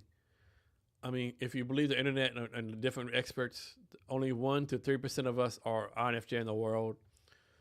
So think of it as like we're very isolated, like very like don't like small talk, but we like public speaking, right? For example, like example I'll use, if I go to a networking event, suppose like there's 80 people there. If I know I'll probably talk to you, but I'm not going to someone and say, hey, how's the weather? How's this going on? That's not me, right? But if someone got on the microphone and said, hey, our MC didn't show up today, can someone MC the event? I'll be like, yeah, I'll do it, right? It's just, I just like talking in front of people, right? It's kind of insane, kind of crazy. But another thing I'm hopping on with, and like, I know some people say I need more focus, but like, if I just did 1 or 2 things a day, I would go back to credit. I need, but my way my mind operates, I need a lot of stuff going like on. Like even now, my mind is like bing, bing, bing, bing, ding, ding, ding, and my mind is always like going on at just like different things. So another thing I'm doing, I hope not with, right? I really don't have no official capacity with this, but like my good friends James and Mara. So James was with me in Bunko Labs, and I was actually at the wedding a couple years ago. So James and Mara. So last year they put on an event called Military Creators Conference, I think in Orlando, Tampa Bay. So this year they're putting on Military Creators Conference in Arlington, Texas. So basically it's going to be a 3-day event where military creators, actually any kind of creator, can take part, I think. A 3-day event where they have like a speakers, panelists, vendors, just people, they just want creators to show up and show off what they're building, right? And creators, and I think what I told them, they need to kind of like narrow it down, like maybe have like different lanes, like maybe one lane for like podcasts, one lane for design, one lane for photography, one lane for something else. Right now, one lane for artists, because creators like it's pretty freaking expensive, right? Anyone's actually creative. Like I never thought about it, but I'm actually creative myself because I'm gonna have this podcast, right? But basically, open up for any kind of creative, right? If you're a creative and you want to show off what you're doing, you can apply to speak or be on a panel, right? And obviously, they're looking for sponsors too. It is a 3-day event. There's a lot of good stuff. I think it's the Hilton Hotel in Arlington, Texas, April 16th to April 18th. They have like one night from 7 to 11 p.m. They're going to Texas Live. Texas Live right by not count AT&T Stadium. If you haven't been there, Texas Live is like insane. They're doing like a cigar event. Now, this is a really cool, great event. So I'm gonna take part in that. So right now, I'm helping them like put the word out, helping them find creators, helping them find sponsors. I'm not sure I'm gonna have any kind of role in it. So like being as far as being a speaker or panelist, I would love like be. I told them I would love to be the MC for the event, but I don't really know if they need an MC because like each day they're gonna have like I think like different stuff, different blocks going on. So I really don't know if they need an MC. I would love to be like a panelist or a speaker. Maybe I can do a panel, or lead a panel. So I've done that before several times here in Seattle. Like maybe do a panel like military transition, how to create a business for creatives. I don't know. So, but this is something else I'm working on.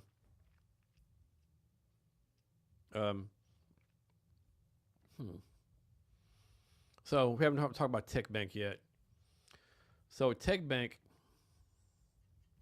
Let me check some more fast.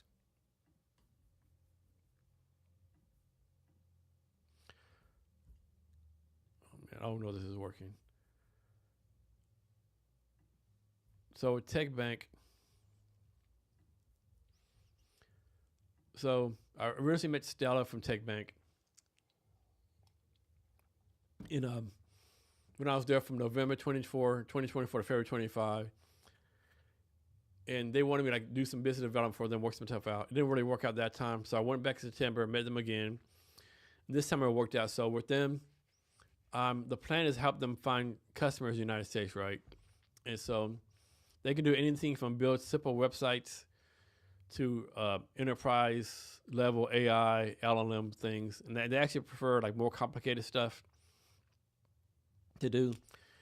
But since I'm mainly no startups, that's what I'm focused on. But with that, I have some people going to help me out, like go to different verticals. So with TechBank, have a very deep talent bench. I mean, very talented. And so some things that they're like they focus on is ed tech, healthcare, e-commerce, and startups, right? They also have a thing called BOT. I can't remember what the BOT stands for. Basically, it's like where they help you build your own software development company, right? In Vietnam. So like Pose, you want to start a software development company, right? They'll help you like source and find talented developers in Vietnam and across the world.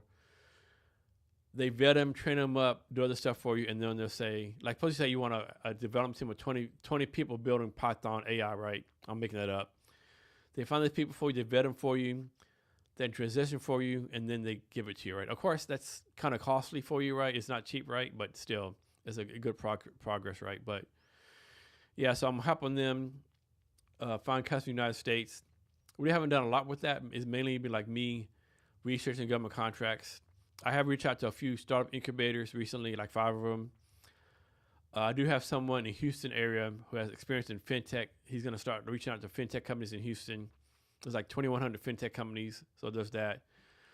Also going to bring on some interns from the University of Washington sales certification program that do different things for me. So for our tech bank. So this could be very lucrative, right? They're giving me like, not giving me like, I'm earning up to 30% commission on anything I bring in.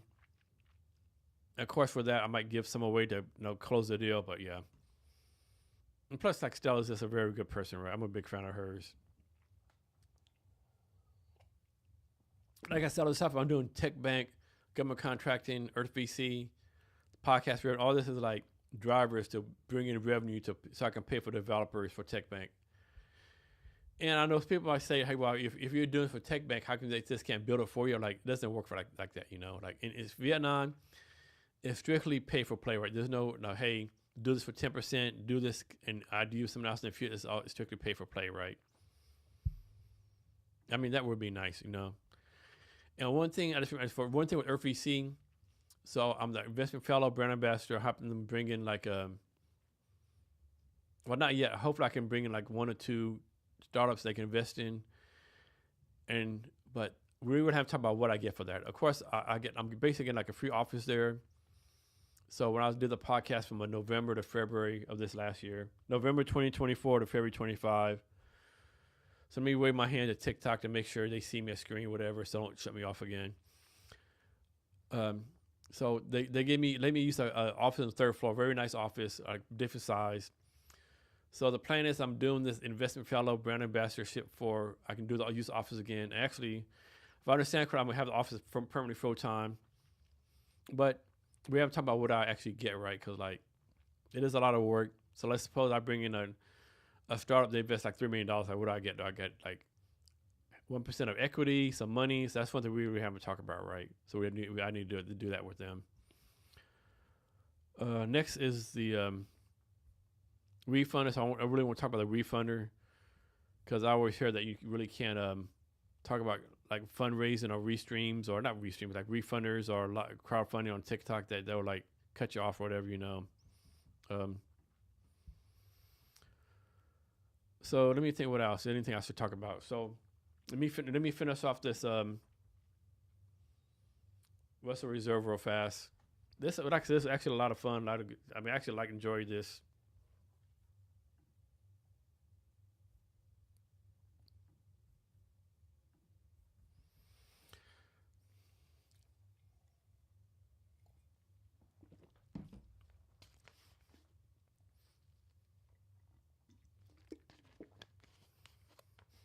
So today's the day. Well, 2 days after the day of Thanksgiving. Hope everyone had a great Thanksgiving. Give to spend time with your family, all that kind of stuff.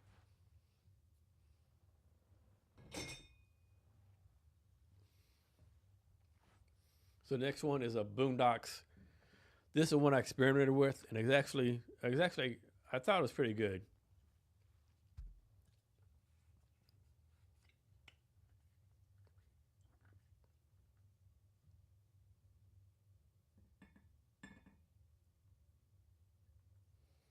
think you notice my pores get like smaller and smaller.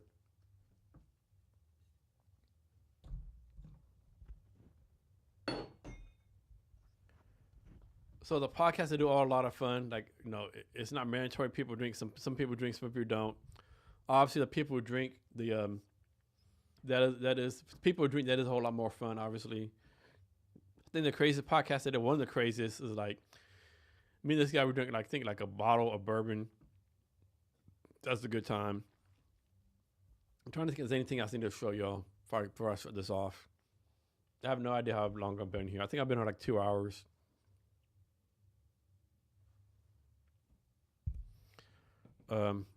Here's one for you. Top bourbons list. Totally random. Like I said, like a lot of people failed me in my early life. I drank Jim Beam and Jack Daniels for way too fucking long. So what's your favorite bourbon? If you're a bourbon drinker, what's your favorite bourbon? Put in the comments. I mean, actually, what's your favorite drink pair? Like, what's your favorite orange juice, favorite apple juice, favorite vodka, favorite tequila? Like, put in the comments.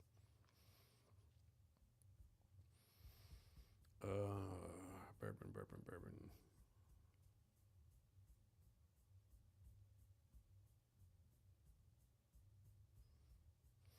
If all else fails, if all my tech startup stuff, I can always just like do these live streams. So I put in top 10 bourbons. So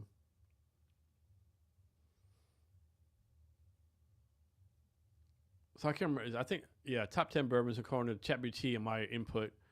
Blanton single barrel.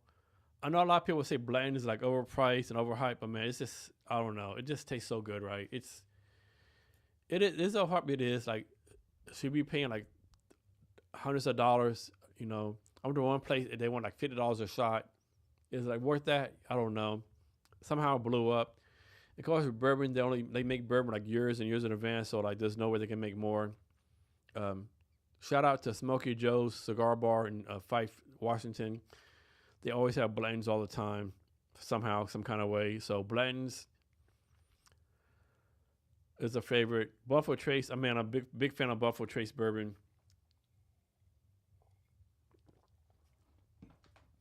For the price point, I think like $30 is just a solid bourbon. It's like it goes good with old fashioned. It's just solid, right? If I had to pick one bourbon, it'd be Buffalo Trace. Then Elijah Craig Barrel Proof. I don't think I've ever had that one. Maybe I have, maybe I haven't. Eagle Rare. I've had Eagle Rare before. That's decent. Royal Reserve. Never had that. So top 10 bourbon, suppose is Four Roses Small Batch Select. I did not like that one. It just wasn't for me. Four Roses. I tried the small batch, the regular. It just wasn't for me. Knob Creek. It's decent. I had a couple of times that's like it doesn't do anything for me. Maker's Mark. I've tried the regular Maker's Mark, and like I used to drink it all the time. I used to drink Maker's Mark, Bullet, and Buffalo Trace all the time. Bullet. Haven't bought a bottle for a while, but if I'm buying an old fashioned and have Bullet, I'll get a Bullet old fashioned. Old Forester, man, Old Forester 1920, I can't fuck with that. I don't know what it is, but Old Forester. But if I take a sip, I have a hell of a hangover the next. Not a hangover, like just a big ass headache, right? It's not for me, right? And Woodford Reserve is pretty good. Yeah, a big fan of Buffalo Trace Blantons. Oh, also Frank August, man, I'm a big fan of Frank August. Frank August is a relatively new bourbon. So two bourbons I have left to do is 1792 and the Frank August. But there's so many bourbons, right? And some of them are fucking, to be honest, are fucking straight trash. Like, I tried this one bourbon called Horse Soldier, Army Soldier.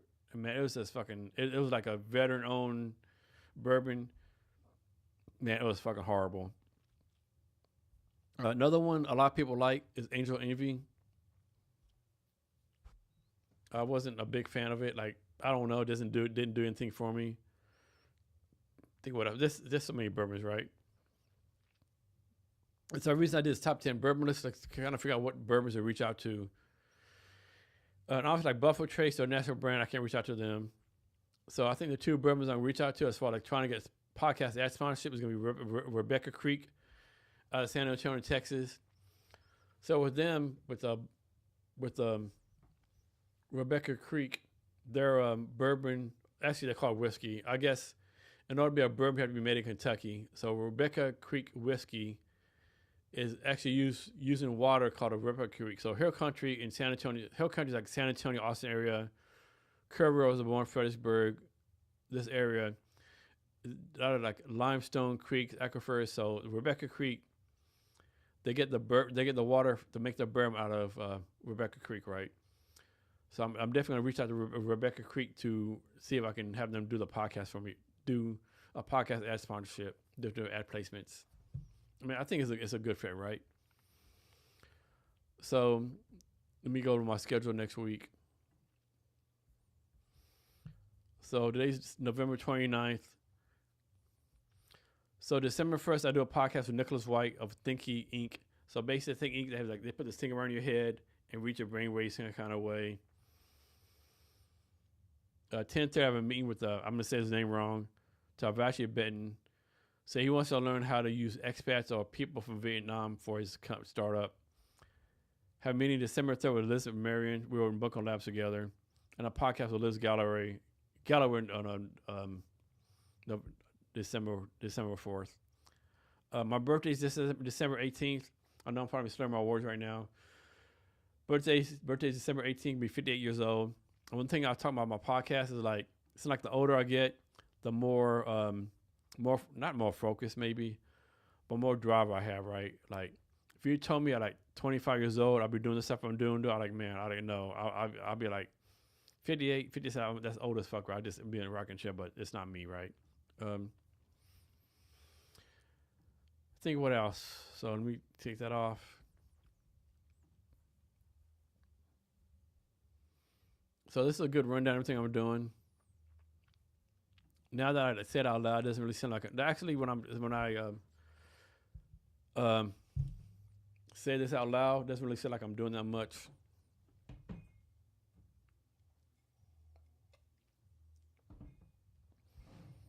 So next is a bottle of 1792. This is a small batch. I'm presuming small batch means they made a really small part of it. So 1792 small batch. Name and honor of the year Kentucky joined the United States. 1792. Small batch bourbon is made from a marriage of few select barrels carefully chosen by our master distiller. That is one thing I want to do. I think it's called the Kentucky Bourbon Trail. That's something I want to do.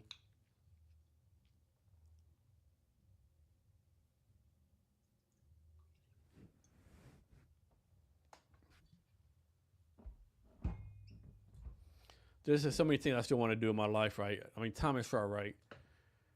So, man, this is crazy. So,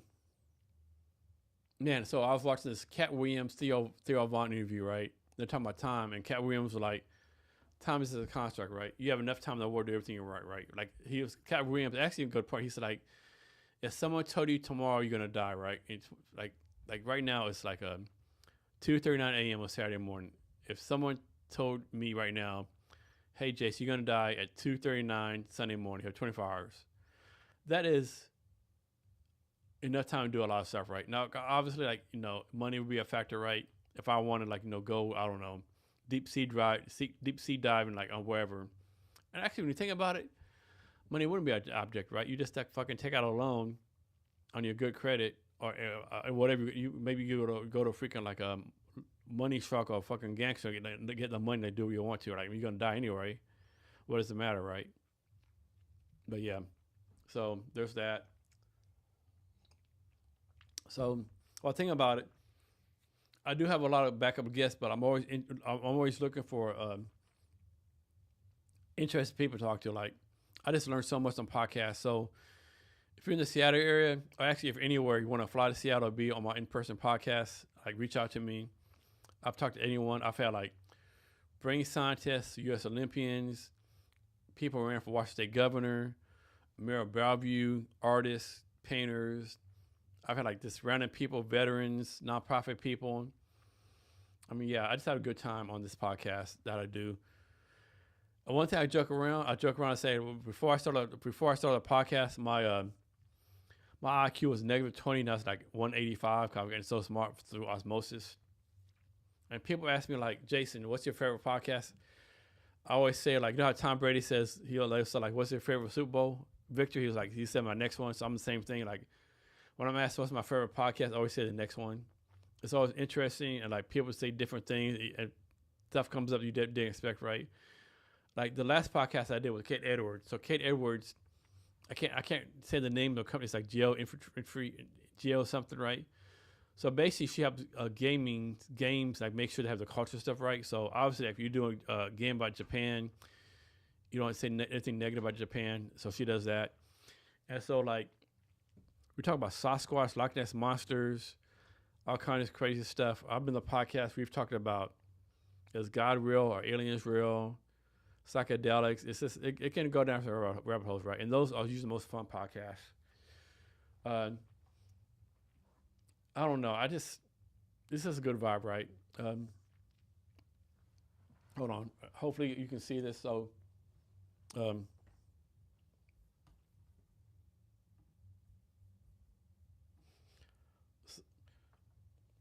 so hopefully you can see this on my. So on this wall, someone gave me this idea. So the longest time this brick wall is blank. Chris Walken, shout out to Chris Walken. See this marketing. He said, "Hey, Jason, you should like have people sign these bricks." I said, "Oh shit, that's a damn good idea." So now people sign the brick. So what I do when someone comes and said, "Hey, put your stuff here. Can you do me a favor? Take this chalk and sign the brick." Say, "Sign the brick." And what I do when I push the podcast out, I upload the photo to Instagram and they do a quick post about the podcast.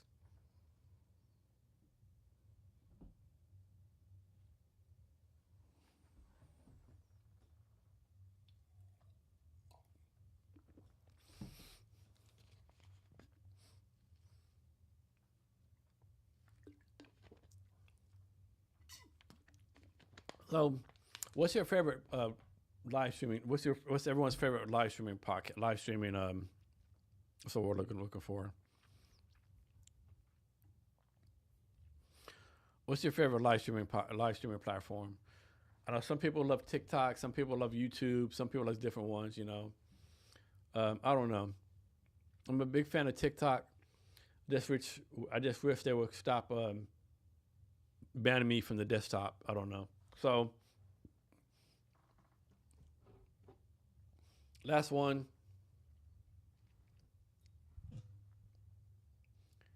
Frank August, simple bottle. I found this one by mistake, not by mistake, just by happenstance. I was thinking of Bevmo.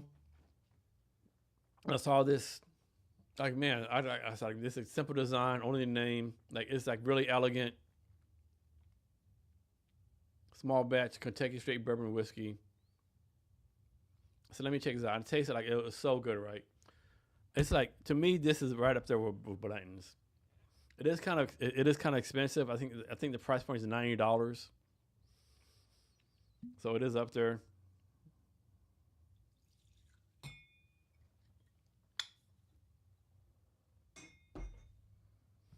But it just this one is so good. So yeah, so bourbons. If I had to pick, it'd be like suppose I said, "Hey Jason, you're gonna drink these bourbons the rest of your life. No more experimenting." It would be Bait and Blow is pretty good. So with Bait and Blow, each bottle has like this little key on it. So I have like 4 keys on my desk. So I have Bait and Blow. So Bait and Blow, Buffalo Trace, Frank August, and Rebecca Creek whiskey from Texas. Those are the four I would pick permanently, right?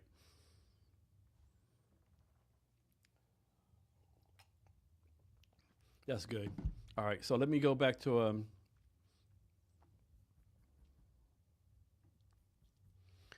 But life is fun, right? Life is good, right? Obviously, life is not good all the time. So probably next time I'll make maybe next time I do my live stream, I'll get more personal, talk about more what like I struggle with, what I go through. Another challenge too is like it's kind of like fucking frustrating. Like people are like hey, Jason, just do this. Like, if I could just do that, I would fucking do it, right? Like, people say this, I don't know, this is kind of frustrating, right? Another thing that's frustrating about building a tech startup or in life in general, like people will say, like, basically, I'm going to go back to tech startup. They'll say, hey, some people say, hey, with your startup, fuck, marketing should be number one priority. Tech should be number one priority. Raising money, number one priority. All the people say number one priority, right? And it's like, everything can't be number one priority, right? And of course, some of them, I think, are being disingenuous because they want you to be marketing number one priority because they want to sell you marketing products, which I don't know. Another thing I'm doing about these tech startups thing, like, I've had a lot of people work for me, whatever you call it. And I feel bad about it because I never really could pay anyone except for like a couple of people. But one thing I learned is like a lot of people start tech startups. Like a lot of people start tech startups and they'll be like, oh, I'm starting this tech startup. I have this great idea. I don't know, do shot glasses made with AI or some bullshit like that. And like I'll raise $10 million in 3 months. But really, that's probably not gonna happen, right? So a lot of people start companies thinking they get like filthy rich in a short amount of time. It's just a fucking long process. But then again, the same thing happens with employees, right? A lot of employees like, oh, you have a startup. In 6 months, I'll get a lot of money, right? It doesn't work like that. It doesn't work like that. So one thing in my experience, the most people who work for me, and maybe it's me because I'm not a good boss, not a good leader. I don't know. Actually, I am a good leader. I'm a great leader, actually. So a random timer thought, I'm off the thing here, but in the military, I had the best everything, best platoon, best company, best whatever. And people who worked for me like recognized as being the best what they did. One thing I'm really proud of is like I think 80% of the people who work for me in the Army, let me rephrase that. 80% of the people who knew me in the Army are still connected with me on Facebook, on social media. Another thing I'm proud of on the podcast, everyone who's been on the podcast has always said has had a great time, so I'm proud of that. Like, of course I want views, downloads, blah, blah, blah, stats, whatever. But to me, I care more about someone being on the podcast and saying, hey, Jason, man, I had a great talk with you. To me, that's what I want, right? And, of course, I fucking totally lost my thought, what I was talking about.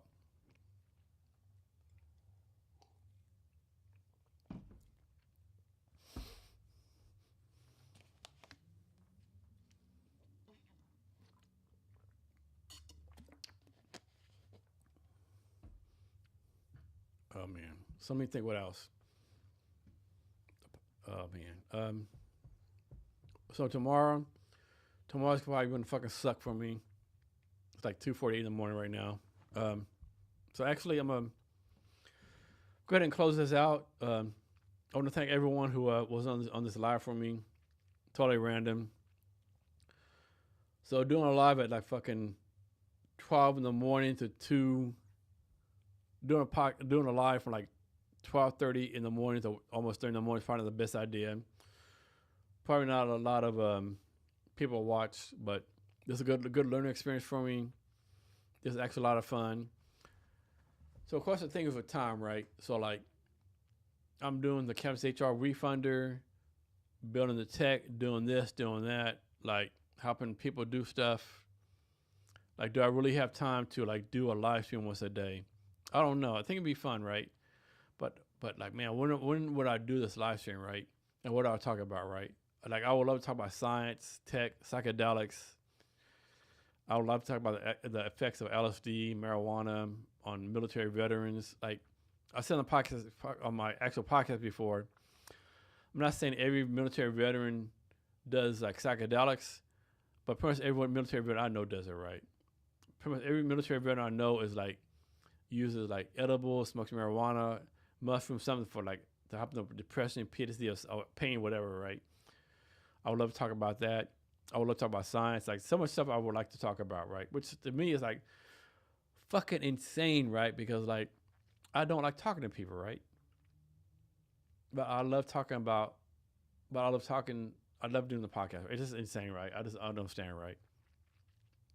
I don't know, but I think this is a good ending point. I could keep talking forever, actually, but I do have to use the bathroom.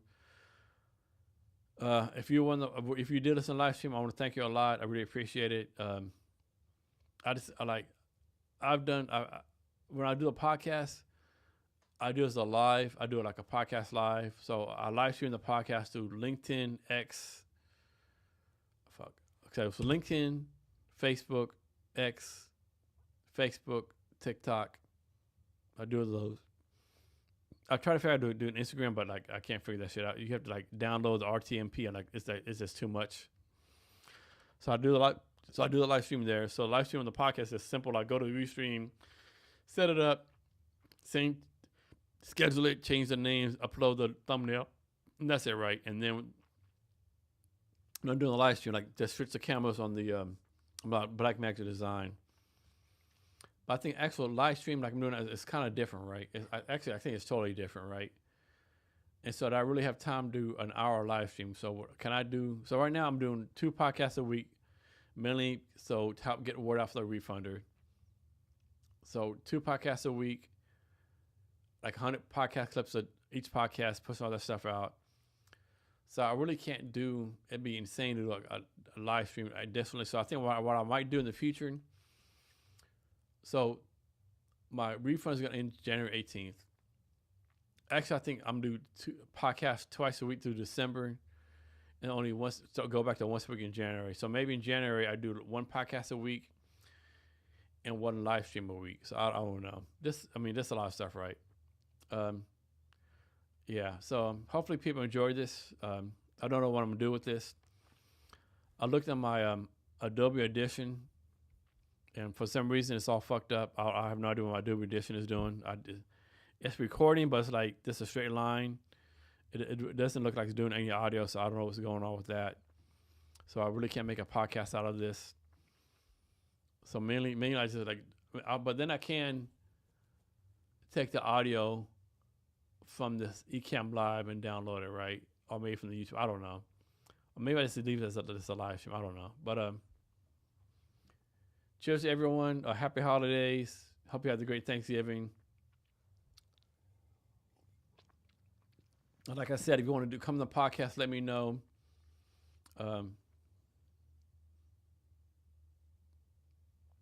Yeah, this is a lot of fun. I know I'm just rambling on right now. So put in the comments what you're doing. Do you need help with something?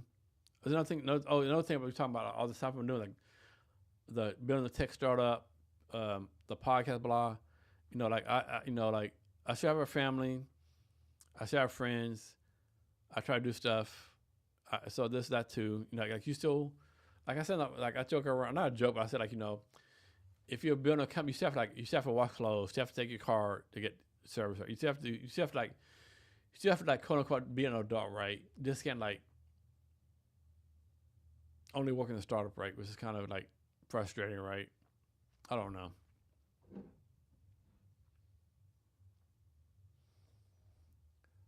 So I had 3, 5, 6 sips of bourbon. Yeah, if you haven't tried Frank August bourbon, definitely try Frank August bourbon. Definitely try Rebecca Creek whiskey, great whiskey out of Texas, Hill Country in Texas. Okay, man, I'm so insane. So I've been talking like an hour 59 and 11 minutes, an hour, an hour 59 minutes and 17 seconds. Right, it's right in front of me. Right, this is fucking insane. Man, goals. What are my goals? My goals is to be a better person. So the guy I follow on social media, I really followed for a while. This guy named Hitting Shaw. A long time ago, he said his goal was to be a little less wrong than he was yesterday. And I thought that was not inspiring, but so eye opening, right? Like, how many of us think we're right, we're fucking wrong as fuck, right? So many of us, right? I don't know.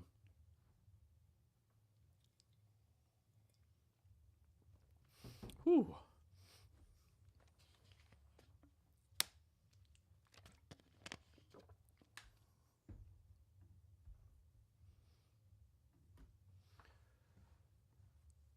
Another thing about startups, I think so. The thing about people don't realize about startups. Startups in general are set up for the CR, right? A lot of people do get fucked over working for a startup, right? Because you think about it.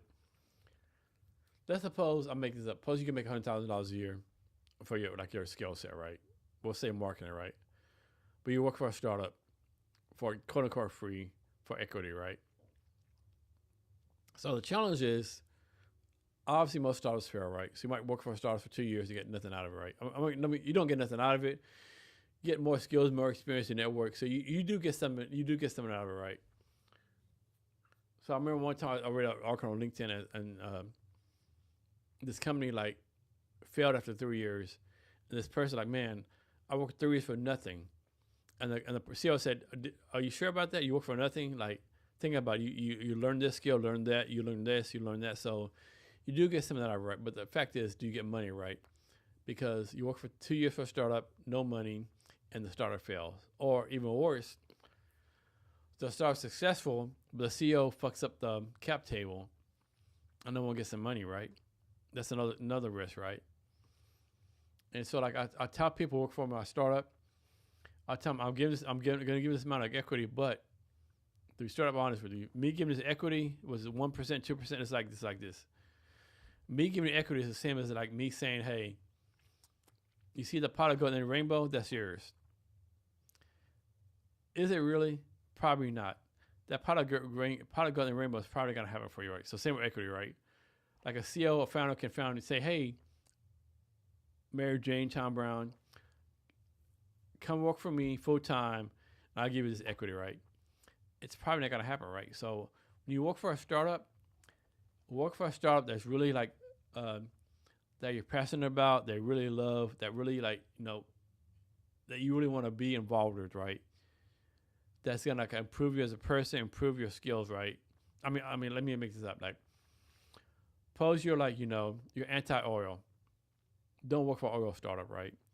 Or maybe you're like, you're pro-climate. Don't work for a company that's anti-climate, right? Just a lot of stuff. I guess that's a good point to end it right now. I want to thank you for your time.